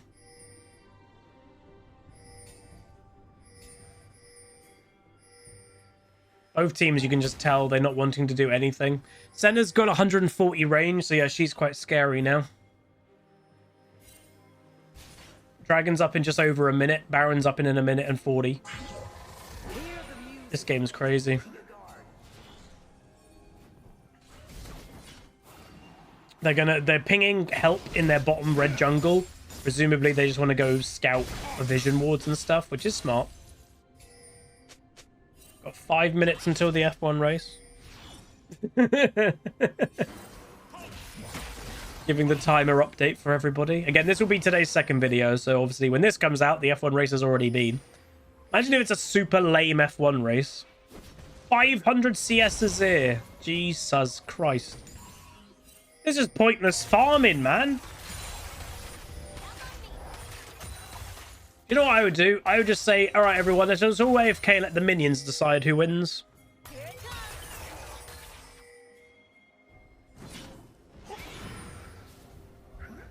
Oh, there's no one else near that Malk. Maokai just needs to flash W somebody. Like, even if it's the Nautilus, like, literally just do something. Flash W the Nidalee now. Do it. There's the Camille, who obviously, as we've said, is playing like a solo queue top laner. Right, hard focus the Elder Dragon. Hard focus it. Do it, do it, do it, do it, do it, do it, do it, do it. Don't give time to Camille to TP. So she's going, and now basically Camille, like a solo queue top laner, is ignoring PvP, and she's going for a backdoor. And they got Elder Dragon, and now their plan is completely foiled. Honestly, I want Gen.G to win just because of how annoying BLG is playing. They're playing like an annoying solo queue team. I hate that. I hate that they're playing like an annoying solo queue team that thinks that they can't win, so they're trying to do it by weird, annoying split push. That just irks me. So, like, Camille's doing it again, by the way. So the game's over, by the way. So the reason why Knight and Bin are still here is because they know they've lost, so they're trying to look for some cheesy backdoor. Like, legit, game's over. Gen.G win, let's go, baby! They ended it at perfect time. We got 3 minutes to the F1 race. So I would say the right team won. Like, the right team won. Just as a summary, I think game 3 was weird. The Ashe support pick that they did not fit their comp, and that lost them that game. They played better, and they deserve to win it. So I think well done to them. Well done to Gen.G. So that means they've automatically qualified for Worlds. They would have probably qualified anyway, but they're the first team in Worlds 2024. And obviously, China being the running up region, it means China doesn't have 3 slots. They have 4. So both Korea and China have got 4 teams going to Worlds this year. But the team that's qualified already is Gen.G. But anyway, that's going to be it. That's insane timing. It's like they knew. If you guys enjoyed this series, it will be uploaded later today. Throw a like on it, throw a comment, throw a subscribe, and I'll see you guys next time. Peace. Cool down!